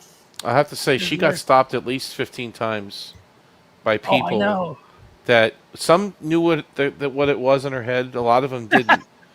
But I mean, they were just fascinated by her little costume there with the tribbles and the glamour. It was pretty cool. I love the fact that she had the Tribble wearing a little like blue uniform of its own. That was just with the leash. But it was actually wearing like a blue sleeve with the Starfleet emblem on it. And all the girls, Star Trek fans love tribbles. They'll say, "Oh my God, you got Tribble! You got Tribble!" They all love tribbles. I don't know if you noticed when we left. I don't know when she did this, but she put a sign on my car window that said "Tribbles on board" with like a little yellow sign. Oh, that's funny. That's funny. It said "Tribbles on board." I don't know if you were in on that with her. I didn't see that. No, I didn't. I didn't catch that. I'll take a picture of it tomorrow and I'll put it on the Discord. I thought maybe you guys are in on it together. No, she didn't tell me. She didn't tell me about that. I didn't notice it until I got home. I'm like, what is that in the back? Like on the back window? It's like suction cup to the back of my window. To the back window. And I thought maybe you guys maybe she got it when you were hanging out with her and I was off somewhere doing something. It was pretty funny. It just has like a pile of tribbles. It says "Tribbles on board" or something like that. Yeah. I love tribbles. I just love them. I think I just love the episodes. I tell you what was shocking though did you see how many wheelchairs there were in that room and walkers and stuff? Yeah, they really need to get a big open space. I think Creation blew it. I think they they did. They got some big time guests, but they just didn't figure out. They didn't plan it The very space well. wasn't planned well at all. But I mean, I'm just saying the audience is aging. It kind of hit me because we were standing in the back of the room, kind of hanging out back there, and you see a whole string of walkers and wheelchairs and canes. It's like, wow. I mean, I guess we're... Well, it's the same thing with my music, too. Like, I go see bands like Rush. There's a band called King's X that I like. And all the fans, these are hard rock bands. I get there, and everybody's balding, and everybody's gray.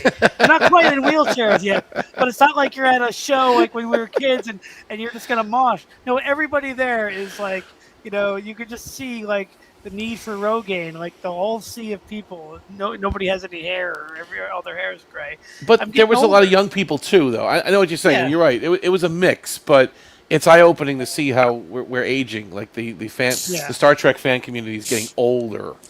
Yeah, and there's just nothing to replace it. I don't think the new stuff is as popular. I don't think. It's not drawing in as much as it's been there. I don't think. Star Trek was so unique when it came out. Star Trek was so ubiquitous. Today, I don't even think kids like watching movies today. Like teenagers, when I go to the schools, kids today have the attention span of an acorn. They do. Yeah, you're right about that. Yeah. I just don't think they're interested. It's just not. So Star Trek requires you to pay attention for a few minutes, and today kids are going to watch reels. They're going to watch TikToks. That's exactly why they have the attention span of an acorn. They just short swipe videos through everything. Yeah, I do it sometimes. Sometimes I spend like 2 hours. I spend 2 hours going through reels, but every so often I like to sit down and I like to watch a long movie. Just like, I told you guys I love Cloud Atlas. I love 2001: A Space Odyssey. I love these really long, epic movies sometimes. Well, next week we're playing Falling Down, just so you know, with Michael Douglas. Really good one from '93, Joel Schumacher film. So that'll be on Thursday. Schumacher's awesome, except for his Batman stuff. One thing, did he do? He did The Lost Boys, right? Oh yeah, he did. Yeah, he also did a film which I love called Flatliners. Which that's a great movie. Yeah, he had a very similar opening. Kiefer Sutherland in that one, where the camera pans in from the ocean and goes right to Kiefer Sutherland, and he uses Worf's line, "Today is a good day to die." That's an underrated movie. That's actually a pretty, or I shouldn't say underrated. It's more of a cult classic. I'll put it in that category. How's that? Is that better? Yeah. It's more. It's a good one. Yeah, I think that's on the list. When Schumacher's good, he's really good. But then he did all the Batman stuff, and I don't really blame him. I think the studio just said, "Can you make a toy commercial?" I think that's what I think that was what happened, and I think he just did what they wanted. Yeah, he did what they wanted. All right. Oh. And then he apologized for it. He said we were. He did. He did. Yes, I'm sorry. We He's were like, just trying to entertain. We didn't mean anything by it. We just thought we were trying to entertain everybody. We thought so I don't even blame him for that. I don't even, hold that against him. But yeah, hopefully be able to see Falling Down. No, it's a good one. I've been I have the Blu-ray. It's actually a really good Blu-ray transfer, and that's one of my favorite movies. And I laugh at it. It's supposed to be a serious movie about this guy, basically having a breakdown and trying to get home, but I'm laughing at it from start to finish. So again, you know what I didn't like with him in it that was supposed to be kind of profound. And a lot of people like this film. It just didn't work for me. Was The Game? I think it was. With Michael Douglas. Yeah, with Michael Douglas. Yeah. Yeah. I think Fincher did it, and for me, it just didn't work the way. I'm not saying it's a bad movie. I'm just saying I personally didn't quite like it. Yeah, it's kind of Total Recall is better, right? If you want to go to that, yeah. On that premise, I would say Yeah. It's more fun to watch Total Recall than it is to watch The Game. I know what you're saying. So I'm not going to hold it. I just don't personally like it, but I think I'm not going to say it's a bad film. I think it's a good film, but it's not something I like. But Douglas did a lot of great stuff back then. I loved Black Rain, just for the imagery. Who directed Black Rain? That was a great movie. I don't remember who directed that one actually. Was that Harlan? Rennie Harlan? I don't know. It was good in Basic Instinct. That was a good movie. Fatal Attraction. Hold on a second. These are good Michael Douglas movies. And then he became a part of the MCU, didn't he? Yep, Dr. Hank Pym. Let's see. Black Rain was directed by Ridley Scott himself. There you go. The man. So that's why it looks so awesome. The maestro. I think it was Japan, right? It was Yeah, he was set in Japan. Dude, I used to watch all those kind of movies with my dad. Hunt for Red October. That's a good one. Just the thrillers. That is a good one. Just the adult mid-budget thrillers. They don't make those anymore. Wait. Shh. You guys hear that? I thought I heard singing, sir. How cool was it talking to Dalen One Davis for like 10 minutes only. about the Hunt for Red October? He was such a nice guy. I mean, he was talking about how they flew the F-16s on the carrier or something, and They only had a couple takes to do the shot because they only got a couple minutes with the F-16s on the set. which F-16. I think he got the plane wrong because the F-16 is an Air Force plane. But either way, whatever. It's Might have still been F-14. Yeah, I think he got the number wrong. But he was so cool. I mean, the guy was so open to talking about it, and his memories of the movie were really vivid. Shooting that movie. We didn't talk about Star Trek at all. We spent 10 minutes talking to the man and nothing about Trek. Zero. I think I tried to slip in a question because I really love Moriarty, but I don't think he heard me. Yeah, just like Shatner didn't hear me. What did you say to Shatner? What did you I say? started to say again. You saw me, and I leaned over, and I started to talk. I said, "Mr. Shatner, it's a very important question," and I started to get it out, and he looked befuddled, and he looked this way, and he looked to his handler, and then he looked at my paper and looked up at me, and I said, "Forget it." I said, "All right, you pretended not to hear me." I said, "That's fine. Thank you, Mr. Shatner. Thanks for being here." That's what I said, and I walked away.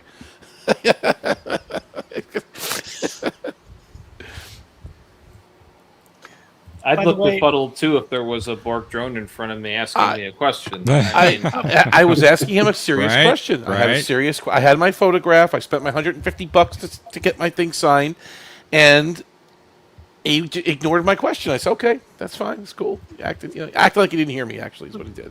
Good actor. My niece is big into theater, and tomorrow is her final show where she plays Dolly Parton in 9 to 5. Okay. Which is pretty awesome for you Orville fans who know that. The voice of the revolution. Yeah, the voice of the revolution. But yeah, my niece has always been big in the theater. She did another play, I forget the name of it, where they made a lot of Star Trek references. It was like The Losers or something. It was some kind of play that involved nerdy kids knowing every Star Trek episode name from the original series. I don't remember the name. It was called like The Losers Club or something. Not that we're losers. I'm just saying the name of the club. But she's always been in the theater. She actually got to do, like, her class got to perform on Broadway, not officially on Broadway, but they got to be part of what they call the I think they were called the Jerry Awards I forget what they're called, but they basically got to perform in the theater during when Broadway was closed. Like they don't run shows on Sunday nights, so she got to play in a show on that night in like the Lion King stage and do a show there.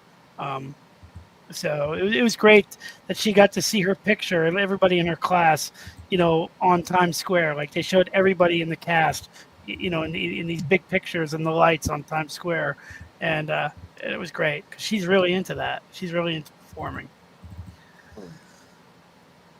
So,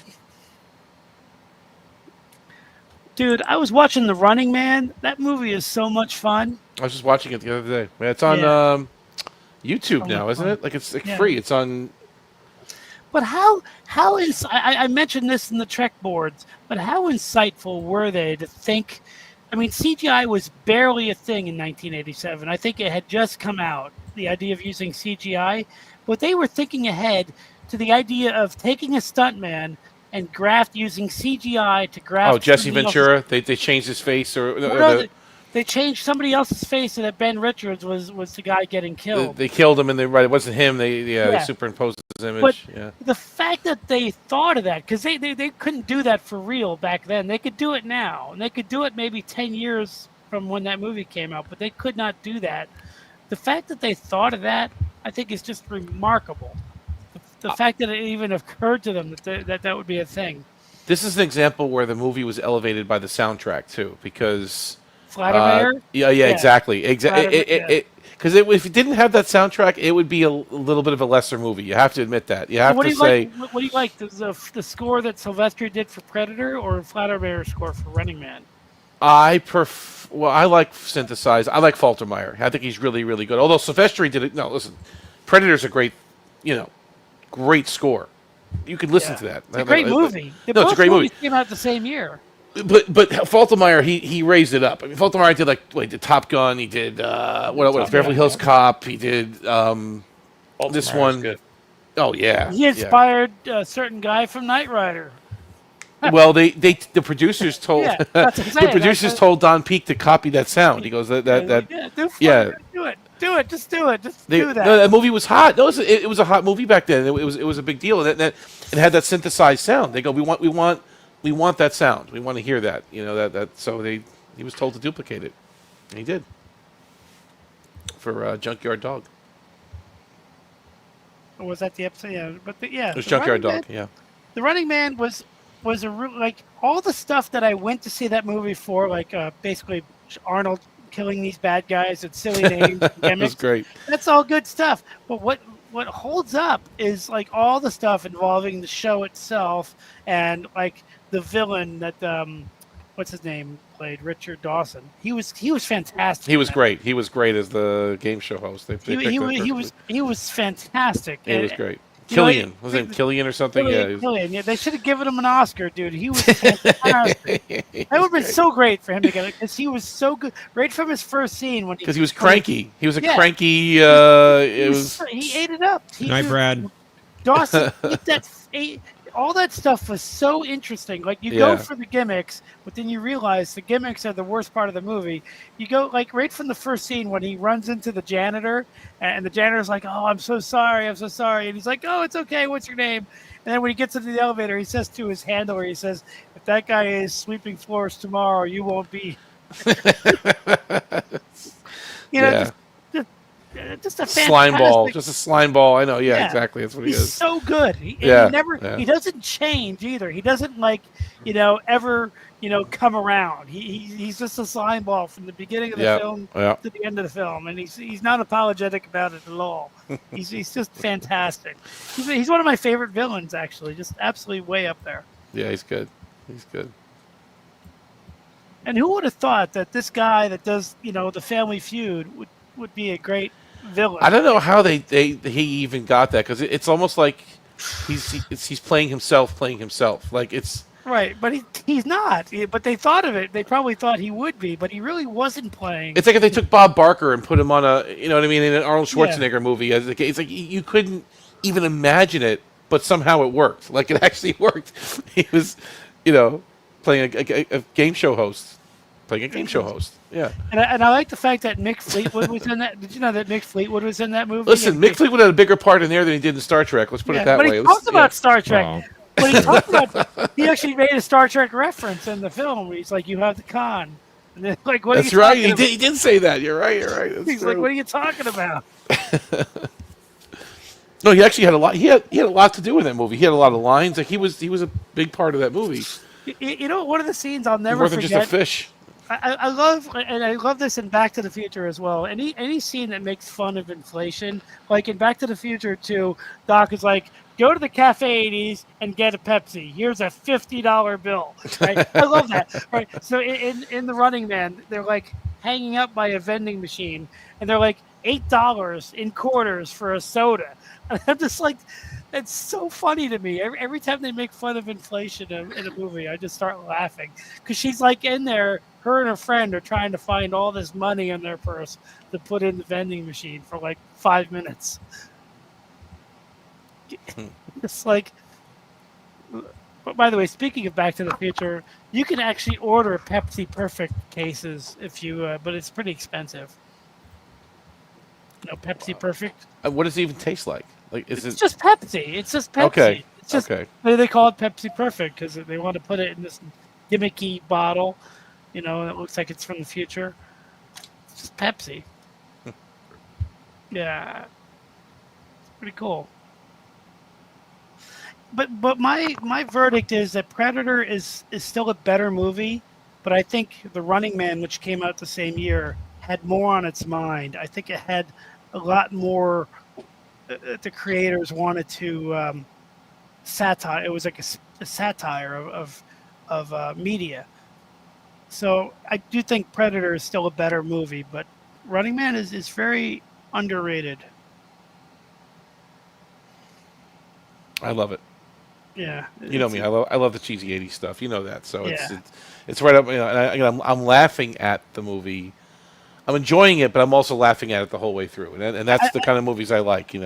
I think that The Running Man was the inspiration for American Gladiators. And that theme was written by the dude that wrote the Rocky theme. Bill Conti. Yeah. Yeah, Bill Conti. I used to love that show. I used to be like, how much fun would that be to go on that show?